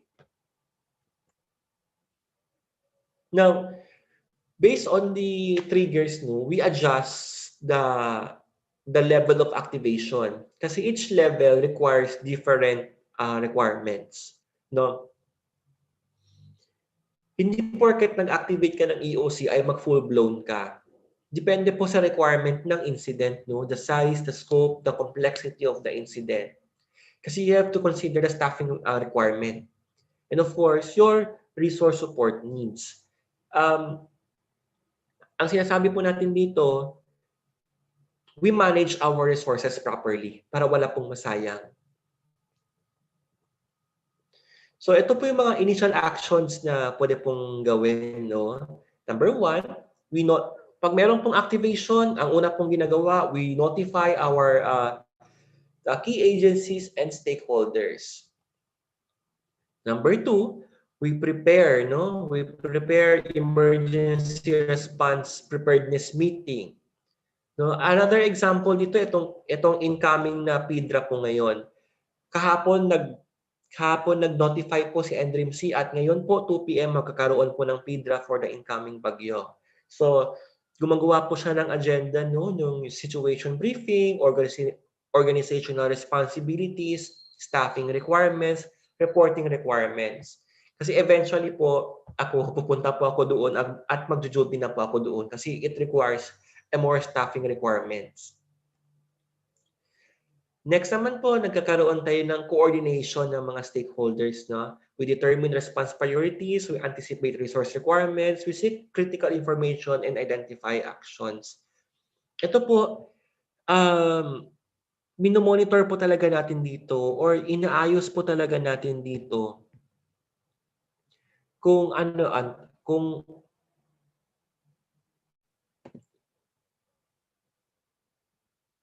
minomonitor po natin dito kung ano yung kailangan na gawin ng mga ating stakeholders.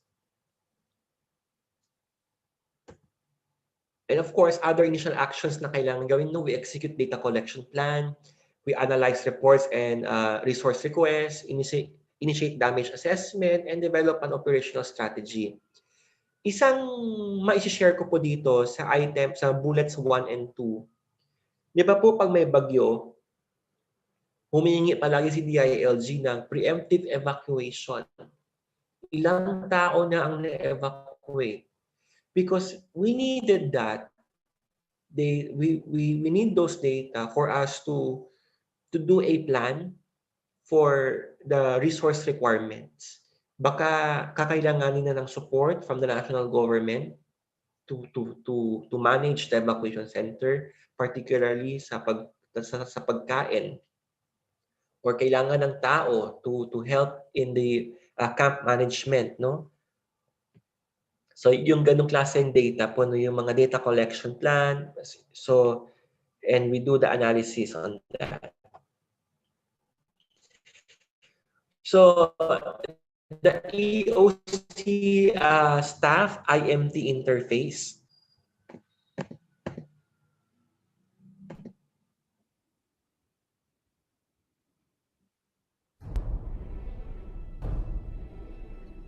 Both worlds are different, but both worlds are working for the same goal.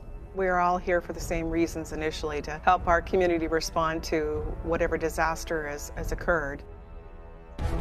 Well, an incident command post is the place that the incident commander at the scene sets up his or her office, if you will. That's the facility where command and control over operational resources is happening.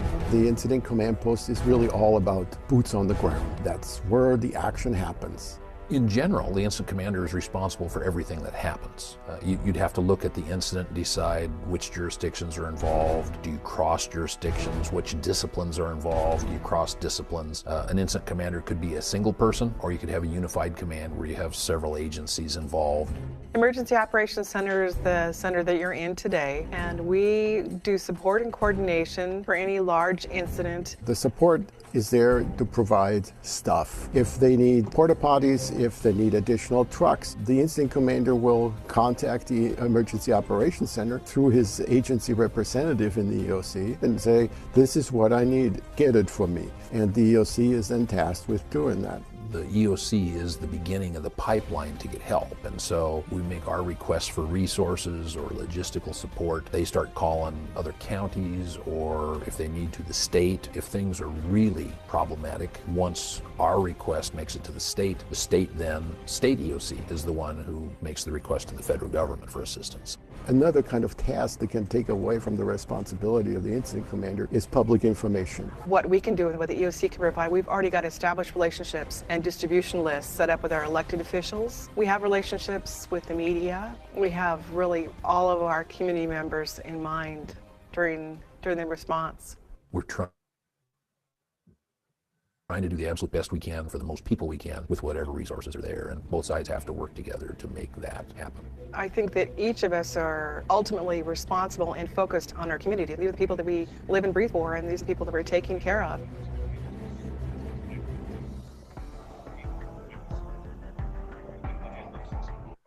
Ayun, nakita niyo po yung interface ng EOC, no? So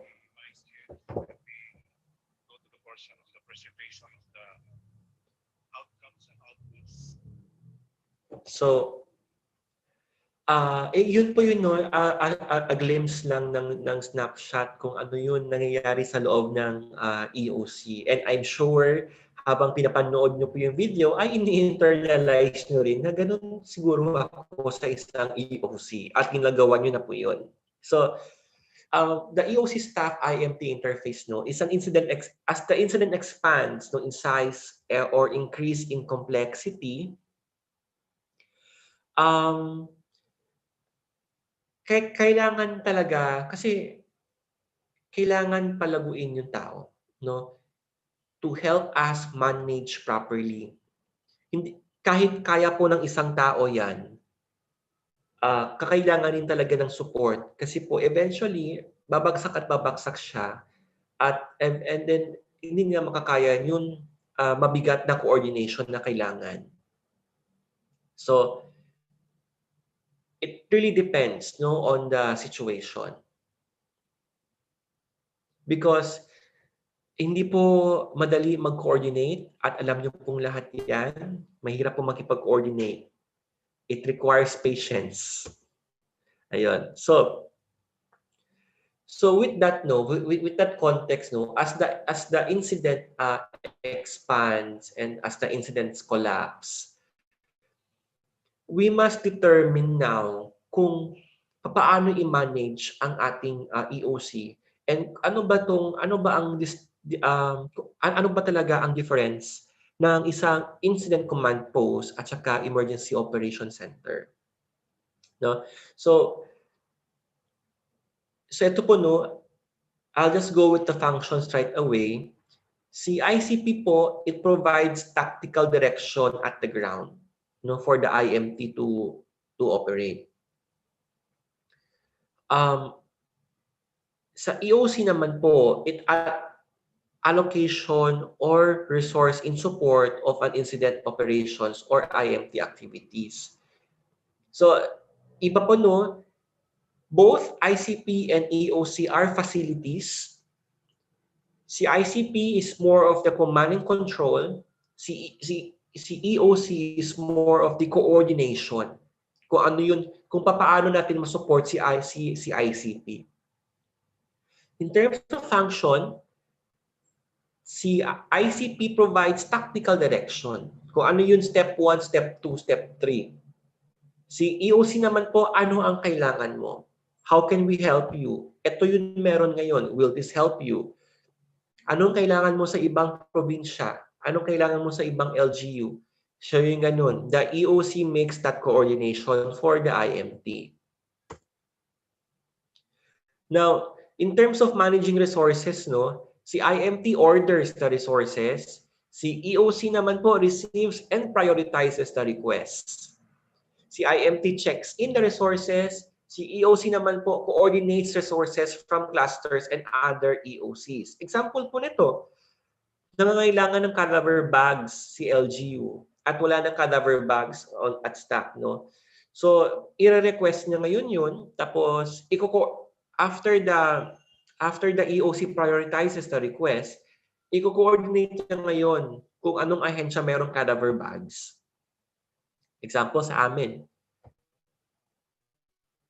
Meron pa kami extra. So magbibigay kami at mag-a-assign ngayon si EOC kung saan siya papuntahin. Tapos pag maibigay na sa IMT, i-check in niya yung resources. And then, pag dumating na yung resources, i-assign niya ngayon kung saan niya ibibigay yan sa ground. And then, pagdating naman po sa demobilization, si IMT demobilizes the resources na hindi na kailangan. Ibabalik niya yan sa EOC. And si EOC naman po coordinates sa transportation na kailangan. Now, how does the IMT communicate resource requests? Paano ba kino-communicate to? Of course, we need the incident name, the order request number, the date and time, the quantity, kind, and type of resources. This is very important. The reporting location, the requested arrival time, kung kailan, anong radio frequency, kung meron magde-deliver or sinong i-contact, person placing the request, and callback number. Now, when we process the request, no, it starts with the incident commander. Papaakyat to sa local DRRM EOC. The EOC fulfills the request and kung meron siya, edi ibibigay niya kay incident commander. Kung wala naman siya, i-request niya ngayon sa adjacent na EOC or other individual government, private, or CSOs partners. Kung wala talaga, iakyat, no? Iakyat siya, then the same thing happens. Kung wala pa rin, sa national na to. Kung wala pa rin sa national, and then magre-request na tayo for international assistance if necessary. So ganun lang po ang ating process of filing the resource request. Now, interface between the response clusters, EOC staff, and IMTs. So under the NDRIMC Memorandum 43, ito po yun, no, kanina sinabi ko, no, this provides the guidelines, no, on the interoperability of the IMT and response cluster. Kadalasan po, ito po talaga yung medyo hindi malinaw sa atin kung paano ba, which does who and who does which.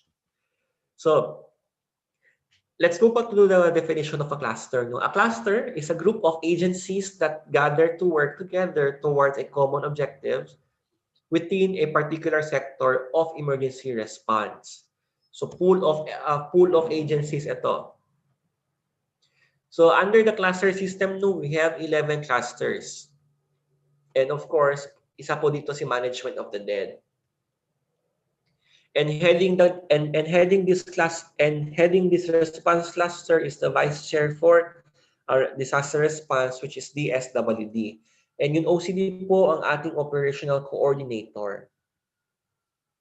So, imagine nyo po, no, the three elements ng of response. No, we have the policy, we have the coordination, we have the command and control, which is the tactical. So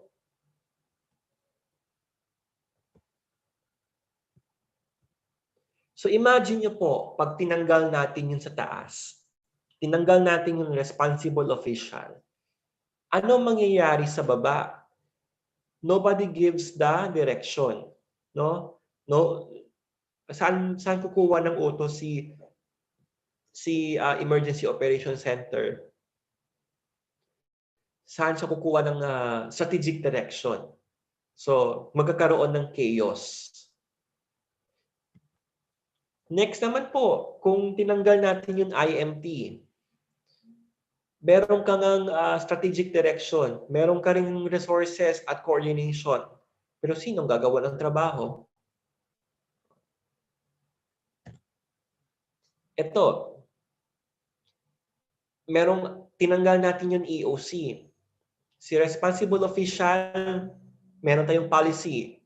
Meron tayong tao on the ground to do the work, no? The tactical operations. Meron kang response cluster. You have the resources at hand. Ang tanong, who will do the coordination? No? So, wala. So, chaos na naman tayo. Next, pag tinanggal mo naman ng response cluster, saan tayo kukuha ng resources?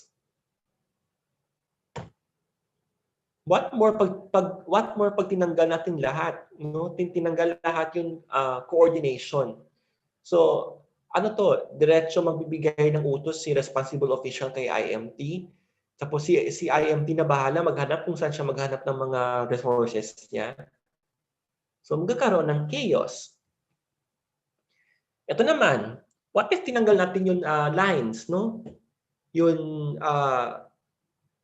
frame niya.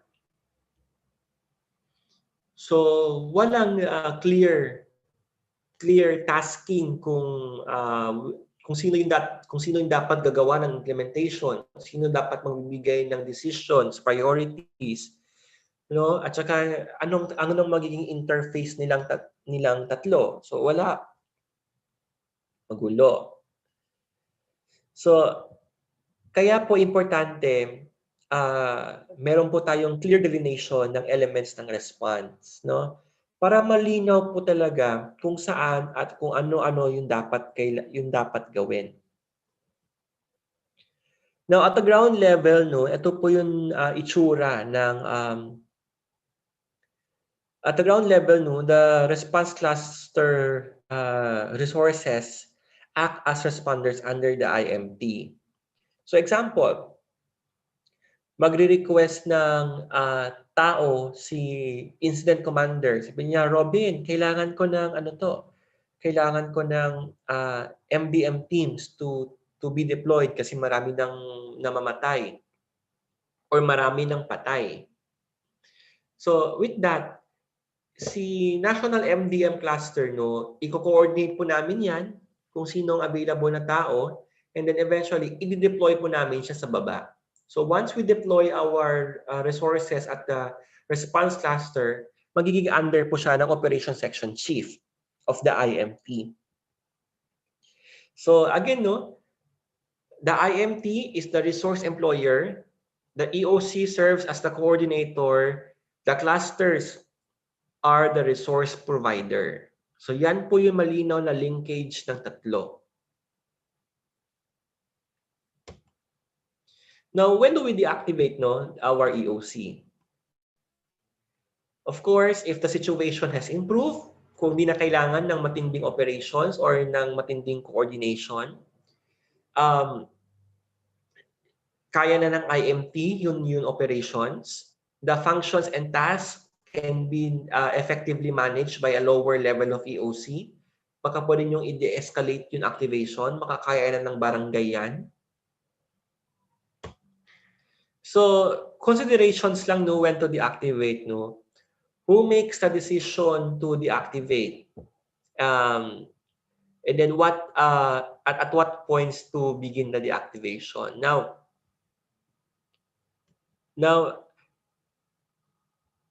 ito lang, no, when we deactivate our EOC, hindi naman pwedeng sabihin ko ng, deactivated ng EOC, deactivated na lahat. Hindi po. Pwede nyo pong iiwan yung ibang portions ng EOC na activated. You can demobilize certain operations sa loob ng EOC na pwede lang i-deactivate. Pwedeng bawasan ng tao, pero activated pa rin ang EOC. So, eventually, no, at the lens of the NDRIMC, it's the recommendation of the director of the operations service to the executive director of the NDRIMC to downgrade the alert status. So, etong alert status po ay kaya po importante meron tayong SOP and guidelines kasi nakasulat po doon kung ano po yung criteria for your deactivation.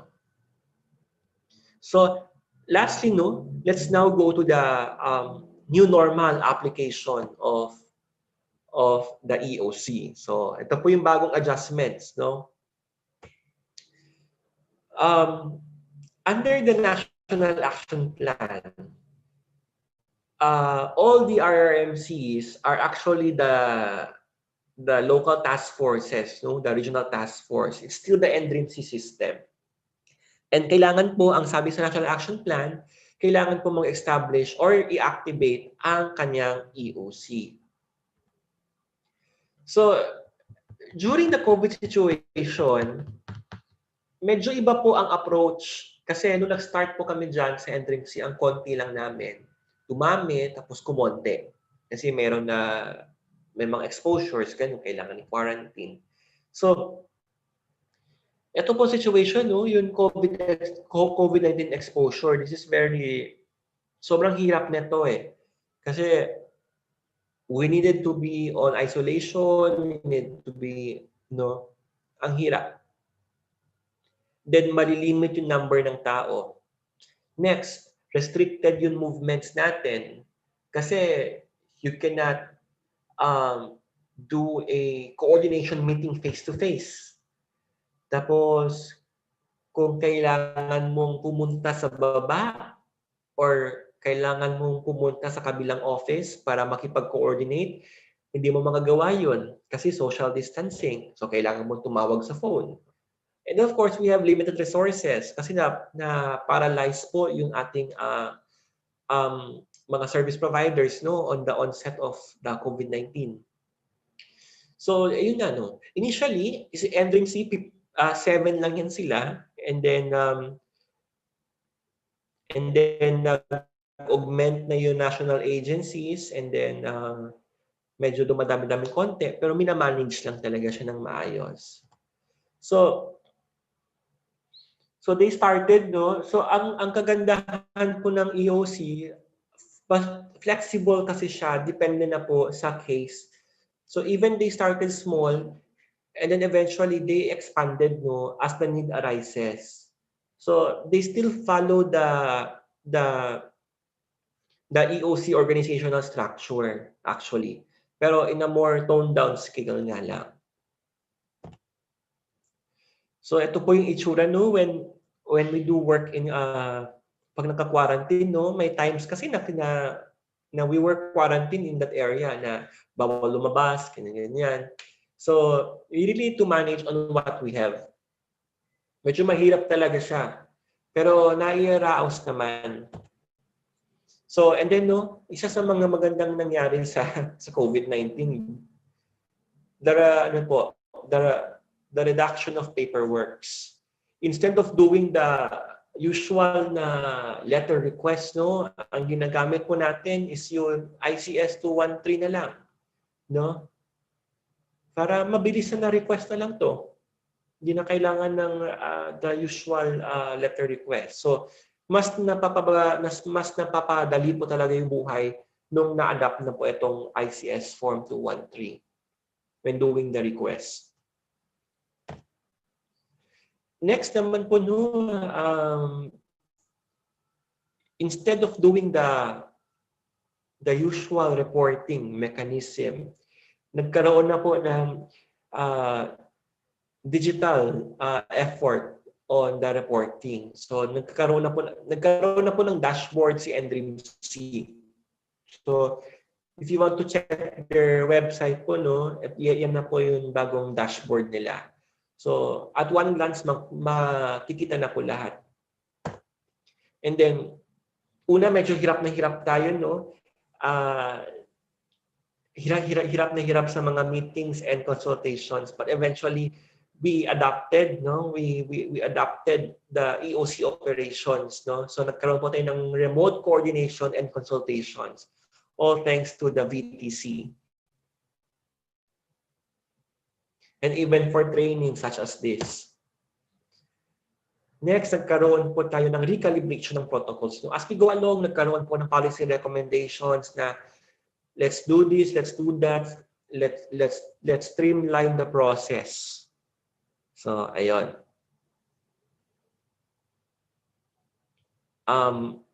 Nagkaroon po ng parang kinackdown po yung process, no. So, pakonti-konti, padahan-dahan, nagiging okay po tayo. We are now adapting to the new normal. So, as a takeaway for this session, no, sabi ka ni Steve Jobs, no, design is not just what it looks like and feels like. Yung design is how it works, no. As we are now moving to the new normal with COVID-19, we must learn how to adjust and redesign, re-strategize, and more importantly, how to make it work. So, ayun po. And of course, tactical or ground response activities have been hindered by COVID-19 situation. Let us, it actually mas na-strengthen po ang ating coordination functions at the EOC kasi mas mabilisan na po na everyone is available, no? Yung mga available to go to meetings kasi online na lang lahat and all of those things. Kaya maganda po. So, With that po, maraming salamat. That concludes our brief orientation on the EOC in the new normal. Maraming salamat, Sydney. So maraming salamat, Sir Robin. So that ends the presentation and the overview of the Emergency Operations Center. So we'll just park for a while your questions po. Dahil after the fourth session, we'll have an open forum. So for now po, let us have a 5-minute break. Health break po ulit tayo. Kung meron po tayong refreshments, kindly do so. And or bladder break. So we'll pause for 5 minutes and please be back. So time check, it's already 10:17. So gawin na siguro natin na sakto. So we'll be back at 10:25 for the discussion naman, yung ating last session on the Operation Listo for the protocols for the management of emerging infectious diseases. All right, so sige po, have your health break.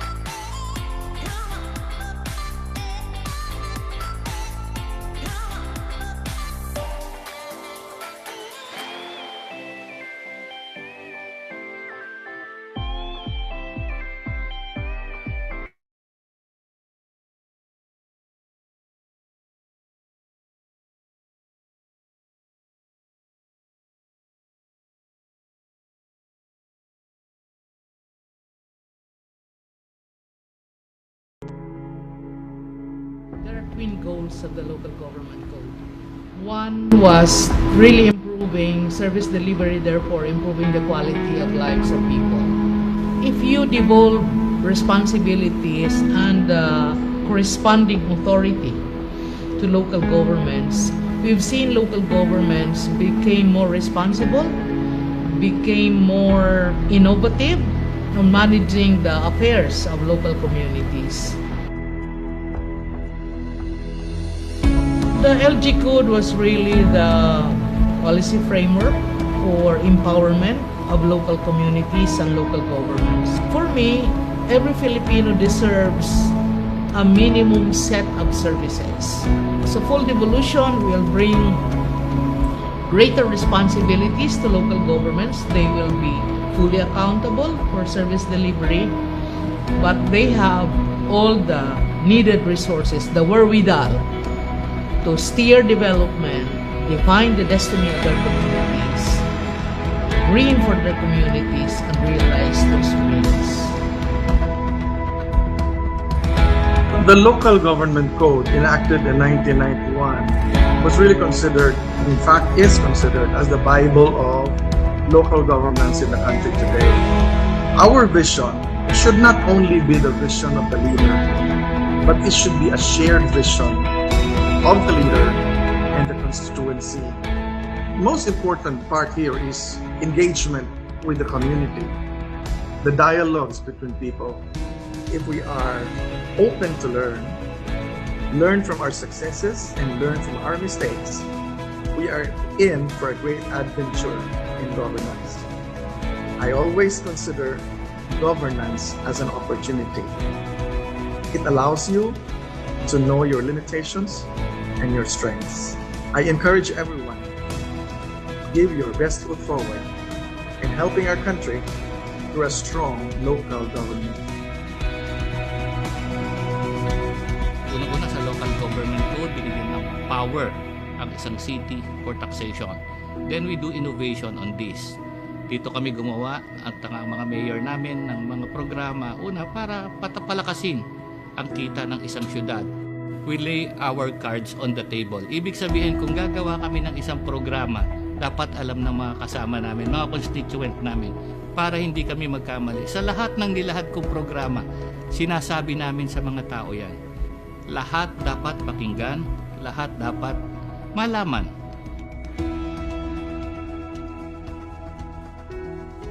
We consider the code not just as a legal instrument, it's a blueprint of development for the country. And we believe that the code will actually facilitate. It will ensure genuine development to the country.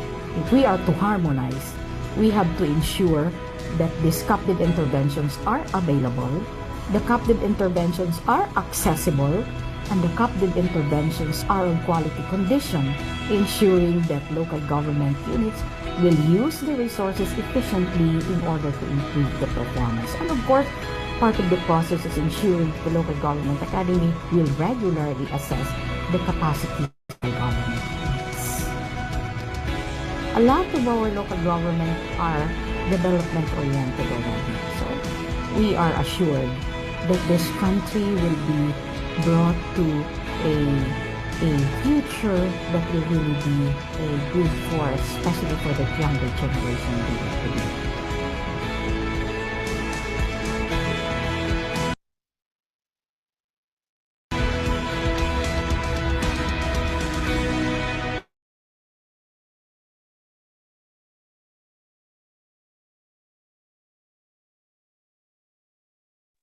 Time check po tayo. It's already 10:25. Nakabalik na po ba lahat ang ating mga participants? Pwede po ba tayo mag-virtual thumbs up kung nandito na tayo sa ating virtual room?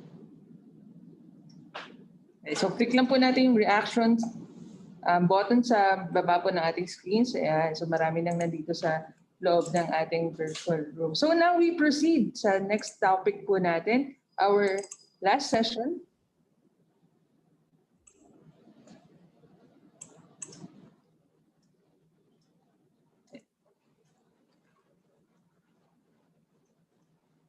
And so our fourth and last session is the initial launching and discussion on the Operation Listo protocols for the management of emerging infectious diseases. And we have with us again the coordination specialist 3 of Codex, DILG Codex, Sir Robin, to discuss this topic. Sir, take it away.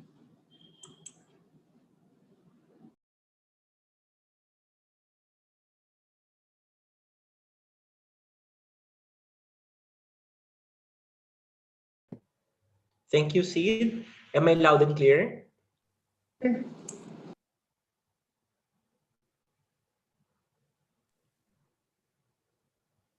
All right. So I'll be sharing my screen. Can you now view my screen?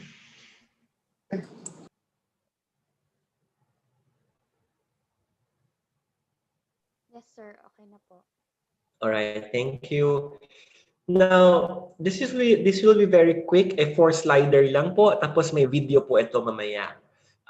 So, ito pong Operation Listo, nag-evolve na ito. For this COVID, meron po tayong Operation Listo, Protocols for the Management of Emerging Infectious Diseases. So this is an interim guide for the local chief executives and the local COVID-19 task force. So this is the first edition. And this is a concerted effort po ng ating mga national agencies such as the DILG, the Local Government Academy, the Department of Health, the National Task Force, the Office of the Chief Implementer of the National Task Force, and of course the IATF, jointly created this manual po. So again, no, this is just the minimum criteria or minimum standards that we have set for the local government units. But of course, this could always be modified. This could always be amplified. Pwede pong basta po depende po sa local setting ng ating LGUs. You can actually take this Listo as your guide to properly implement the COVID-19 response operations po. So this manual has 3 chapters, no, and this will be further elaborated later during the video. So gusto ko lang po i-highlight that chapter 1 deals with kung paano ba i-lockdown ng isang area. I think you are all familiar with the zoning containment strategy. And then meron din po yung chapter 2 naman po, this is the flow chart for the specific actions. No? Ano bang gagawin sa loob ng lockdown? So may flow chart ito at may kaakibat itong mga checklist, no? Mga reference boxes na pwede pong pagtuunan ng pansin. And chapter 3 is also one of the important things, which is the building capacity. Ito po ay nagsasabi sa atin kung ano pa yung kulang sa ating response operations. Kung ano pa yung kailangan i-enhance. So ito po yun. Sa chapter 3 po makikita yun. So just quickly, no, this Operation Listo protocol for the management of emerging infectious diseases is actually based on the community-based COVID-19 health event or the hammer and dance approach. With the hammer and dance approach, binibigyan po natin ng importansya yung role ng local government units in the response operations because we want to localize this at the LGU level. Kasi mas alam po ng LGU kung ano yung dapat nilang gawin. With this, we have created, no, the zoning containment strategy and the PDITR strategy to serve as a guide for the LGUs to help them implement the COVID-19 response operations. So, ito po, no, again, the PDITR strategy is still anchored on the National Action Plan, which is now the primary focus for the prevention and the containment. No, yun po yung focus niya ngayon, the prevention and the containment of COVID-19. So, marami pa po itong pwedeng i-discuss, but to summarize everything, we have prepared the audio-visual presentation po for your consumption. So I'll now be turning over kay Sid. Sid, can we now play the video?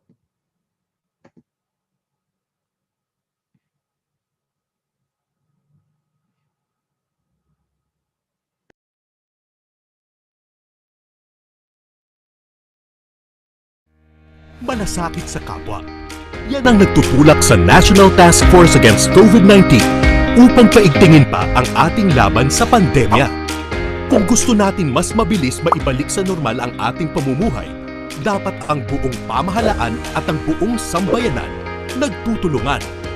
Para mas mapahusay pa ang pagtutulungan sa panig ng gobyerno, dapat tutukan natin ang laban ng mga lokal na pamahalaan.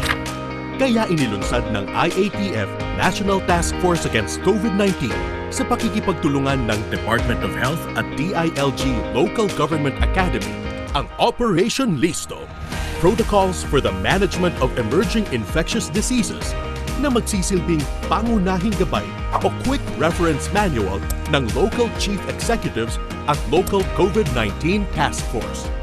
Katulad dito ng Operation Listo na nakasanayan na ng ating LGUs kung saan madaling matutukoy ang mga specific na hakbang para malabanan ang paglaganap ng sakit. Ang Listo Protocol ay hango sa hammer and dance approach na community-based COVID-19 health event management, kung saan binibigyang diin ang malaking papel ng LGUs sa localized implementation ng kampanya ng gobyerno kontra COVID-19. Nakaangkla ito sa Prevent, Detect, Isolate, Treat, Reintegrate o PDITR strategy at Zoning Containment Strategy ng National Action Plan Against COVID-19 Phase 2. Ang focus nito, prevention at containment ng sakit. Ang target, ma-flatten ang curve sa lalong madaling panahon nang hindi kinakailangan ng malawakang lockdown. Zoning Containment Strategy ang ating epidemiological na solusyon na gagabay sa LGUs sa tamang uri at parameters ng lockdown na ipatutupad sa hotspot zones upang malimitahan ang pagkalat ng sakit. Sa bawat zone, may kaakibat itong PDITR strategy at kaukulang minimum targets. Smart, kasi targeted ang approach. Depende sa sitwasyon, may angkop na solusyon at step-by-step na aksyon. Kayang-kaya itong sundan ng kahit anong munisipyo o lungsod. Mas matututukan na ang public health, mapoprotektahan pa ang ekonomiya at kabuhayan ng ating mga kababayan.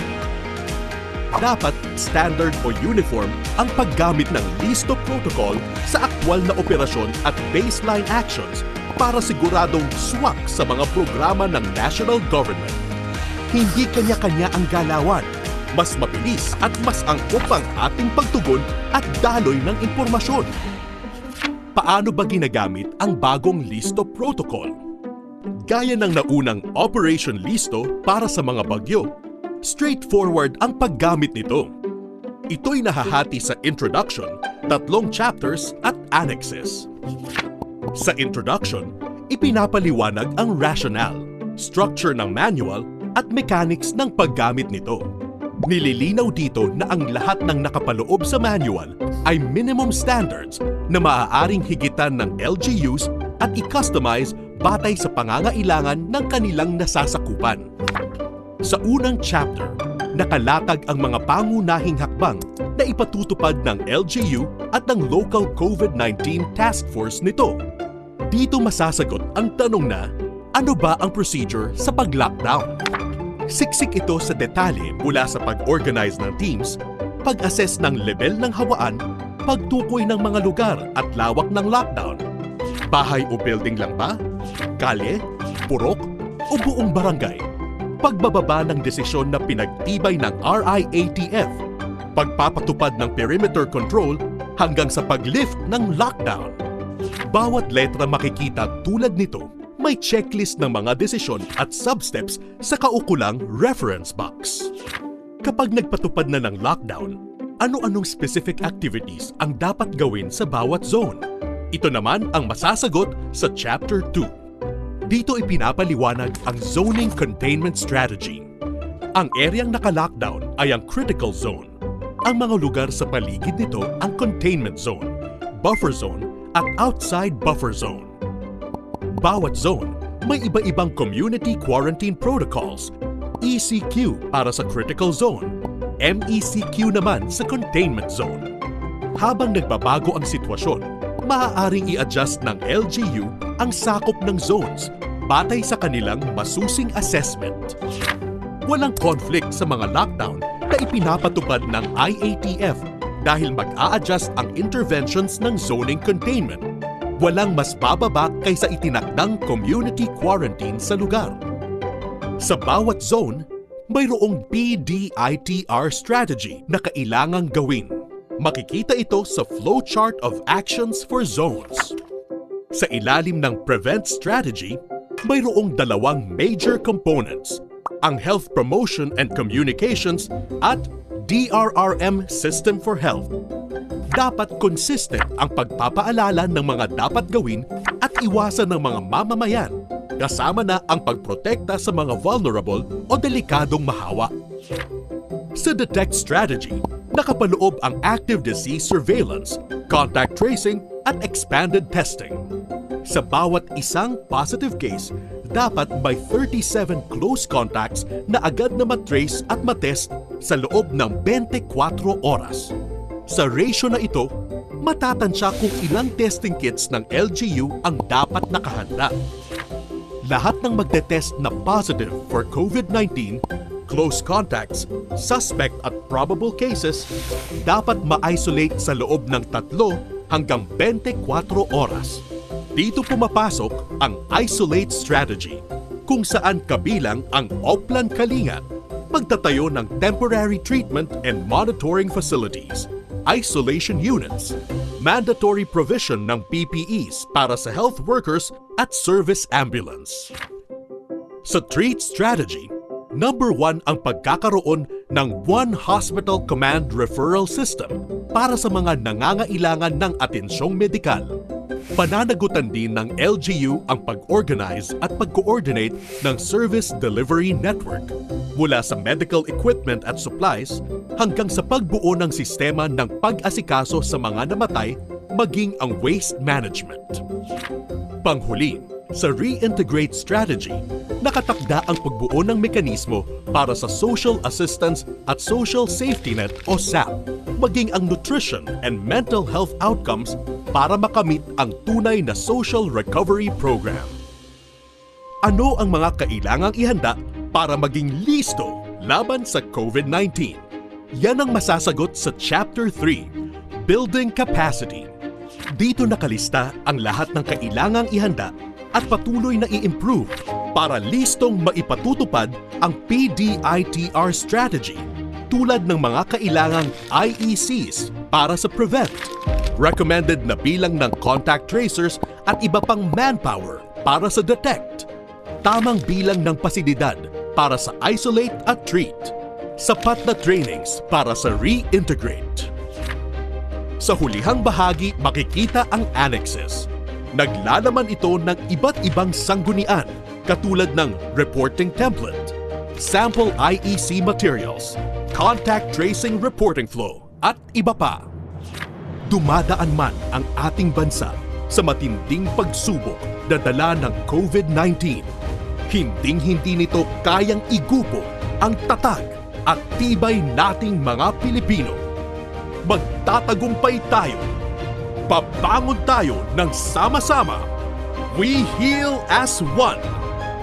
Listong lokal na pamahalaan para sa malusog at ligtas na Pilipinas.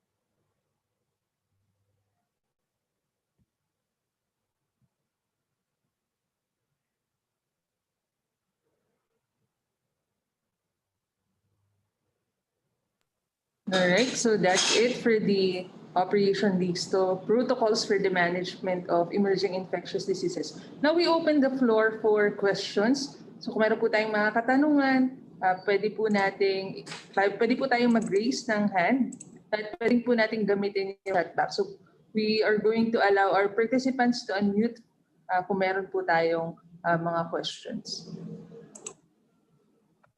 So we have with us Sir Robin to answer the questions. So meron din po, pwede rin po ang mga kasamahan natin from YouTube kung meron po tayong katanungan. So type lang po natin sa chat box and please state po kung ano pong LG or office po natin. All right.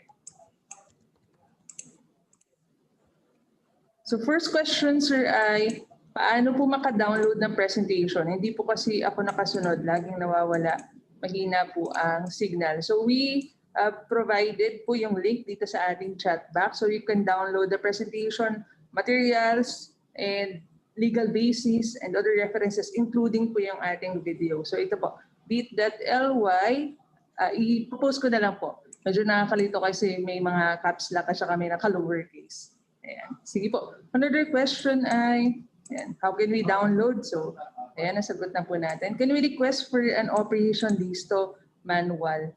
Sige po, isasama po natin dun sa reference materials po natin. Yung operation listo manual version 3 at ito pong operation listo for MEID. So, isasama po natin dun sa link, dun sa ating drive for reference materials. So, other questions po aside. Yes, Sir Robs. I will advise the participants to download the files this afternoon because I will still be sending you my presentation. Medyo malaki kasi embedded sa video. So it's still attaching as of the moment. Ayan. So question from DILG Buena Vista or na-retract na ba? Sagot na. And so same question din po kung meron na ba daw na download na manual for field officers. Yes ma'am, we have. Na kapag issue na po tayo ng memorandum regarding that, included po doon sa memorandum yung dissemination sa ating mga RDRRC member agencies. So kasama na po doon. Kung maaalala po ng ating mga MDRIM-Os, ito po ay isa doon sa mga issues na nag-arise during one of the meetings with OCD and DILG Maropa. So before pa po with the emergence of this pandemic, nagre-request sila kung meron ba daw ang provisions for Operation Listo patungkol doon nga sa pandemic. So ito na po yung sagot natin doon, the Operation Listo for MEI. Yeah, so any questions po? Pwede tayong magtanong kung meron tayong mga clarifications on EOC and kung may mga hindi po tayo na tanong kahapon regarding MDM, si Sir Robin na isa sa ating mga experts and pioneers sa pagsilarangan ng MDM. Sabi niya nga ay siya ay queen of the dead and missing persons. Ayan. So, biro lang po. Yes po, we will provide the copy. Yan. Meron pa po ba ibang katanungan? Yes sir, isasend din po namin dun sa mga nag-confirm ng kanilang attendance. So we'll ask the Secretariat to send copies of all materials, the link doon sa mga confirmed email addresses po natin. Ano pa po ba ibang questions for EOC?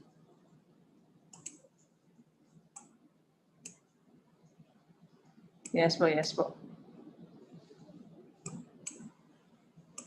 For MDM, for Operation Listo.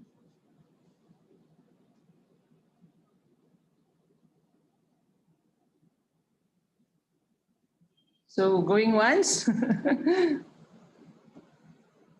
Going twice? Wala na po talagang hahabol? Sabi nga po, speak now or forever hold your peace.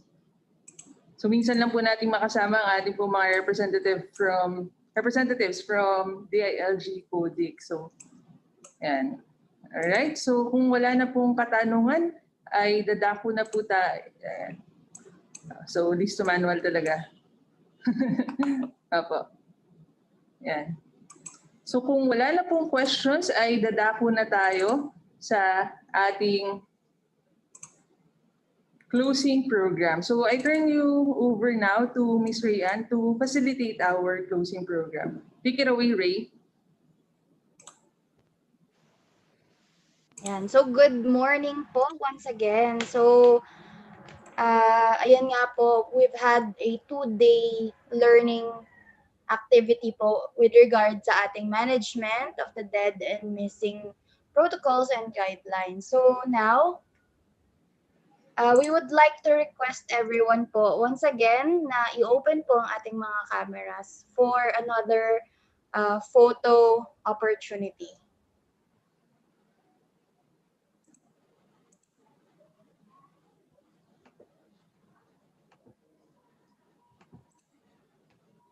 Yes po, kindly open lang po ng ating mga cameras.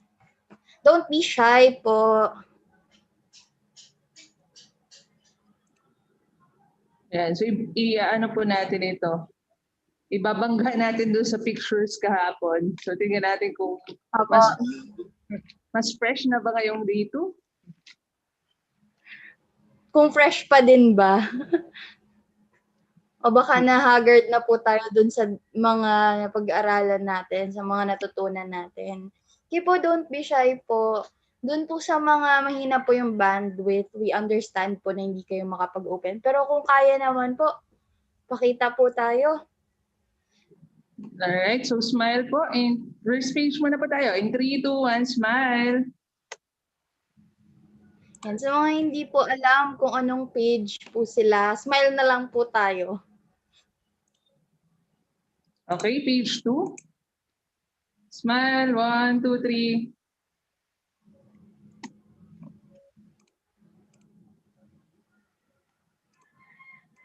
And last po. Medyo shy type yung mga nasa last page. Wala na naka-open cam. 1, 2, 3. Alright, Miss Ray. Alright, thank you po.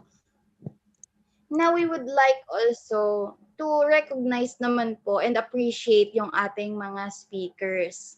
So we would like to award our certificates or our plaques for our speakers po, ang ating resource speakers for the past 2 days. Yeah, let's just wait po sa...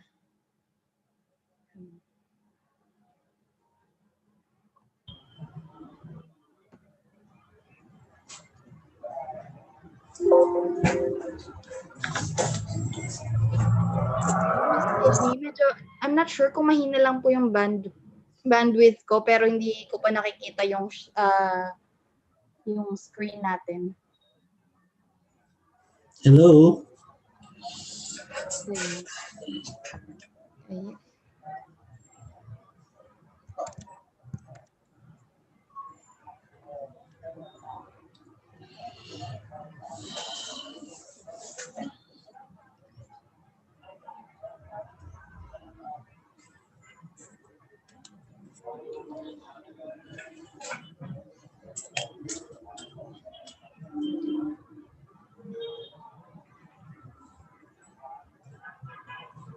Yan. So while we wait po doon sa ating mga virtual certificates and plaques, let's be reminded again po nung ating mga administrative requirements. So we will be posting din po yung ating link once again para naman po makapagsagot tayo dun sa ating logout as well as yung sa post test. So kung mapapansin nyo po kahapon ay dun sa inyong pag-login ay merong kasamang pre-test. So, ngayon po natin i-go against sa inyong post-test kung talaga po bang may natutunan kayo from us. And once again, din po, we'd like to request po yung inyong like and subscribe sa ating DILG Mimaropa LGCDD page or channel sa YouTube para naman po yun nga, maging updated po kayo ng ating mga future capacity development activities. Hindi lang po dito sa DRR related, pero pati na rin po sa mga iba pang concerning the LGU na mga CapDev activities. Also, sa mga nanghihingi po ng ating mga files or materials po, yes, we will be sending this to you po and we will also be providing yung link po ng ating mga materials para naman po ma-access po ninyo ito. And ayan po, so thank you din po sa pag-appreciate po nung ating webinar. So may comment po from Sablayan, from Miss Luz Biminda Alto. So yun nga po. And yes po, opo, yung sa listo po talaga, we will definitely provide you po ng ating mga latest files po regarding this.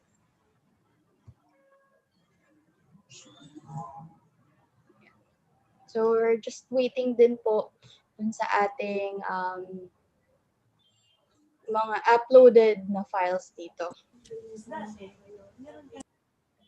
And hopefully po yung mga natutunan po natin dito, if worst comes to worst po ay mai-apply din po natin. Syempre po, as much as possible, gusto po natin na wala tayong casualty pagdating sa COVID, lalo na po sa ating mga LGUs. Syempre po, ayaw naman po natin na meron pa pong madagdag sa statistics ng death for COVID. So,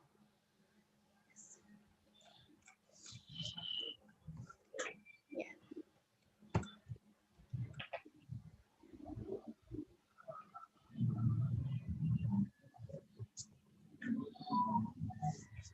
Okay. And before we award din po yung ating mga plaques po, because nagkakaroon po tayo ng technical difficulties, we would like to hear po a closing remarks, a message from our Assistant Regional Director, ARD Ray S. Maranan, SESO 5. Sir? Yes, good morning, Rayan. Here is the plaque. I can read the contents of the plaque if hindi na natin maipakita. Sige sir, I can read out din naman po yung plaque for a while po. Para po, i-spotlight na lang natin kayo sir para ano po. Yeah. Okay.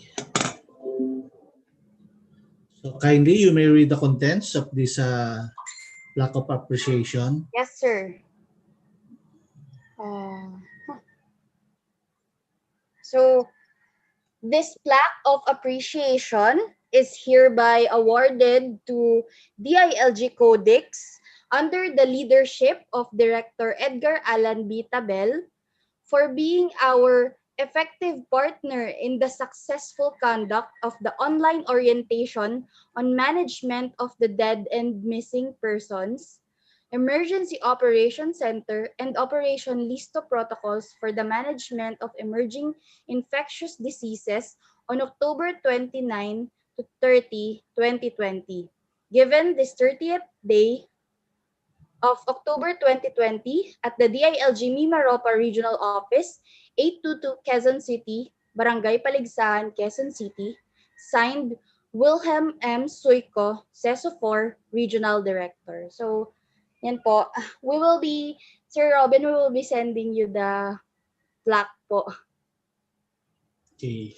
And we say thank you kay Director Alan Tabel, Edgar Alan Tabel. Likewise, Sir Robin, thank you so much from DILG Mimaropa. Itong aming simple token ay aming pasasalamat sa inyong pagsisikap na maipaabot sa ating mga officials and functionaries na nandito ngayon ang dapat nakamalayan, kalaman sa ating sitwasyon para sa preparedness. Thank you again, sir. Thank you again, Director Tabel. Okay. Thank you, sir. Sorry. Okay. So at this point, we would like to close this activity of ours, and firstly, kindly allow me to greet the participants. Let me allow to have our salutation to these personalities. Una sa ating mga local government unit officials and functionaries, kita natin sila at deeply involving themselves sa ating webinar na ito. Likewise, sa ating mga partners from other government agencies, we have seen from the profile of the applicants at saka yung kanilang participation, active participation sa quiz, sa polls, at saka sa kanilang sharing. We have friends from our Bureau of Fire Protection, from the National Economic Development Authority, NEDA, from the DNR. We have, they are involving themselves dito sa ating gawain. From the Philippine National Police, PNP, our DREAMOs, the RMOs, ang ating friend from the PIA, Lindon. From the DOH, we have our HEMS. Ang ating NAPSI are also around. From the Philippine Coast Guard, nandito rin sila. From the Philippine Ports Authority, PPA, and other friends and partner agencies. And likewise, from pasasalamat natin sa ating mga resource persons, kay Director Edgar Allan Tabel, at kay Sir Robin, ang Batman and Robin ng Central Office Disaster Information Coordinating Center o ang ating DILG Codex. At sa lahat ng ating DILG Mimaropa officials, training staff, ang ating mga field officers, isang napakagandang umaga po sa lahat. Mahalaga po sa amin ang buwan ng Oktubre. Sa atin, mahalaga po ito. Why? It's because we are celebrating the Local Government Month. Bakit po Local Government Month? It's because sa buwan na to, napirmahan ng then President Cory Aquino ang ating Republic Act 7160 o ang ating Local Government Code. It was approved October 10, kaya ang ating Local Government Day, sineselebrate ng lahat ng taga-DILG ay yung October 10. 10-10, swerte ito. Kaya 10-10, ito yung araw na minarapat para sa pagpirma ng isang napaka-importanting legislation. This was approved last October 10, 1991, taking into effect yung law na to nung start of the year, 1992, January 1. At sa ating isang buwang celebration, kahapon there was the culmination as graced by our important officials of the land, from the Chief Justice, from the Speaker of the House, and Senator Tolentino. We have our Secretary giving his closing message, keynote address sa ating Philippine Local Government Forum, Local Governance Forum. Ginanap ito kahapon to end the Local Government Month. But para sa Mimaropa, ito ang ating sharing sa efforts to provide our local government officials, functionaries at iba pa ng mga kasama na ahensya ng kaalaman at kamalayan sa maraming bagay. Our contribution sa ating capacity building activities started with yung buried na mga lectures, capacity building activities like the ease of doing business, a series of rollout ng packages na to. We have our training for our contact tracers. We have shared things para sa ating comprehensive development plan. At the same way, to culminate sa last working day of the month, itong Operation Listo at Management of the Dead and Missing Persons training activity. So those things are our contribution sa celebration ng Local Government Month, at fitting na ang huling araw na ito ay pagtatapos naman ng ating training on the Listo and MDM. So as backgrounder, the National Disaster Risk Reduction and Management Council, or the DRRMC, through its Memorandum Circular number 19, Series 2016, of course dated May 13, 2016 that time, provided the national, regional, and local DRRMCs the rules and regulations regarding the management of the dead and missing persons during those emergencies and disasters.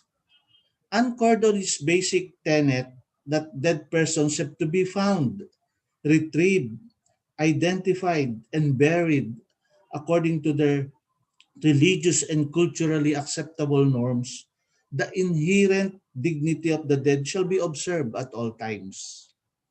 As such, the DILG, as the lead agency for the management of the dead and missing persons cluster, provided for under the National Disaster Response Plan, has that particular prime responsibility in the planning, monitoring, and evaluation of the MDM implementation and coordination with the LGUs and other concerned agencies, such as the members of the disaster victim identification, disposition of the dead, management of missing persons, and management of the bereaved families. I understand itong mga items na to were part of our polls kaninang umaga or review na ginawa before the start of the session for today.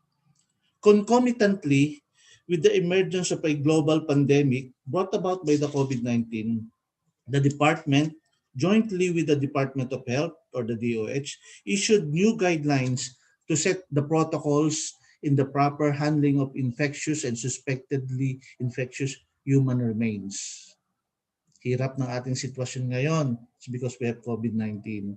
And for us to acquire a deeper understanding of the policies and guidelines on the management of the dead and missing persons, we have conducted this online orientation on the management of the dead and missing persons.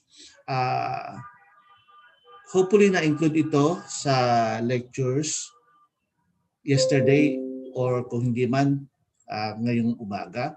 But then gusto nating ipaalala ito at i-remind sa ating mga nakikinig ngayon na local government officials and functionaries, because this was taken in the last week's meeting of the Regional Disaster Risk Reduction and Management Council para sa preparation ng Typhoon Kinta.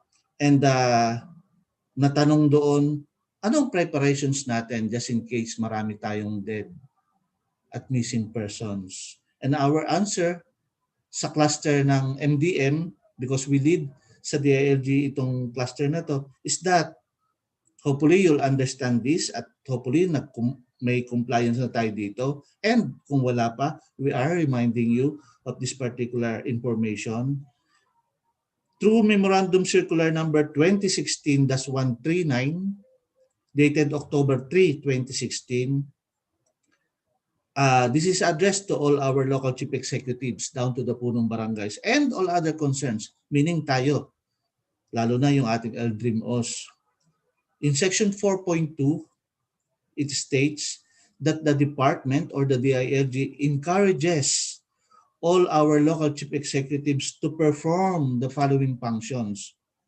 Firstly, to procure a minimum of 50 cadaver bags as a stockpile and preposition in identified strategic areas, and to augment part of the stockpile to those neighboring LGUs in times of immediate necessity during emergencies and disasters. So this is a reminder, and this was taken up during the last RDRIMC meeting. We don't want this to happen, but ano ang kahandaan natin? Nag-uusap na rin lang tayo about this thing. What proper action should we take as our preparation kung may ganitong situation? And one of those things is that we have a stockpile of a minimum of 50 cadaver bags for our use sa LGU, and if wala tayo at ang ating mga neighboring LGUs ang may need for us to immediately augment part or whole if yun ang situation ng ating own stockpile. And of course, all LGUs may utilize part of their 70% preparedness fund out of the 5% local DRM fund para sa expenses ng acquisition ito. Of course, subject to the usual accounting and auditing rules and regulations. So this is to remind everyone of the need for us to have a stockpile of this cadaver bag in relation to our subject, which is the management of the dead and missing persons. And as an add-on, we also have a discussion on the Emergency Operations Center protocols, and this was taken up by Sir Robin, I understand, this morning. This COVID-19 pandemic has led us into a lot of realizations and prompted us to act on matters with much sense of urgency. That is why on the last day of this orientation, we have a discussion of the newest addition to the DRRCCA flagship program of the Department Operation Listo, which is all about the protocols for the management of emerging infectious diseases. Time and again, we stress that prevention is better than cure.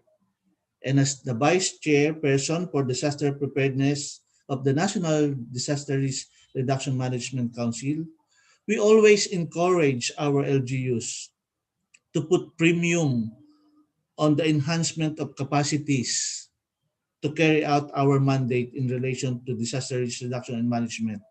And us, in the national government, together with the other partner agencies, are more than willing to provide the necessary technical assistance to our LGUs. That's why we have this two-day activity. At more to come to capacitate our LGUs. And in ending, let us join hands in building a more disaster resilient and climate change adaptive Mimaropa, one region, one nation. On behalf of the management of the ALG Mimaropa, sa lahat po na naging involved sa ating two-day activity na to, isa pong napakagandang araw, and be prepared for another pair of typhoon coming. So, good day everyone. Thank you po, ARD.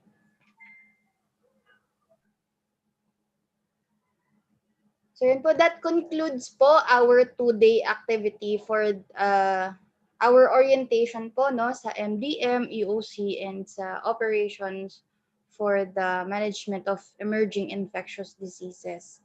So once again po, we would like to remind you na mag-log out po and answer the post test, as this will also be the basis, one of the basis po ng ating pag-issue ng certificate po sa inyo. And also, available din nga po sa ating YouTube ang streaming po nitong ating pa-training or ng ating orientation for those po na would like to revisit and magkaroon naman po ng asynchronous learning. We are providing po until November 9 po. Available po ito para po kayo ay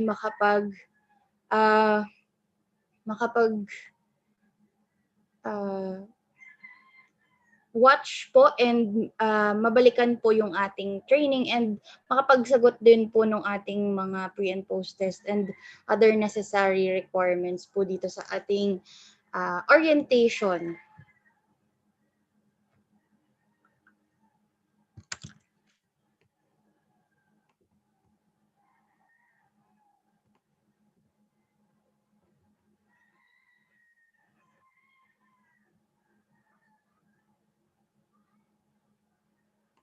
All right. So also we would like you to remind that the presentation and other reference materials can be downloaded through this link. So type nyo lang po bit.ly/pressmat_MDM-EOC. And we would also like to emphasize po na ang ating pong certificate of completion ay makukuha lamang po natin kung tayo ay nakapag-time in at time out for 2 days through this link, bit.ly attendance MDM_EOC. We have submitted the CSS form, so it will help us improve the conduct of similar undertakings by answering the CSS objectively.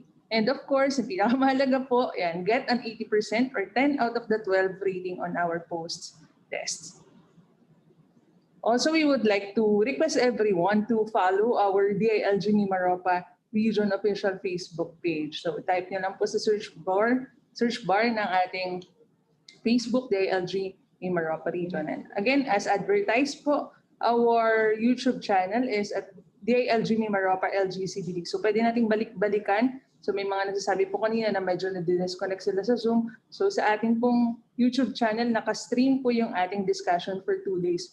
Sa ating din pong YouTube channel, meron tayong mga discussion on contact tracing, meron din tayong discussion on local development planning, and yung last po na ginawa namin, yung latest po na ginawa namin last week ay yung sa EODB Regional Rollout Package. So pwede po nating tingnan, bisitahin yung mga presentations and CapDev interventions recorded and streamed sa ating YouTube channel.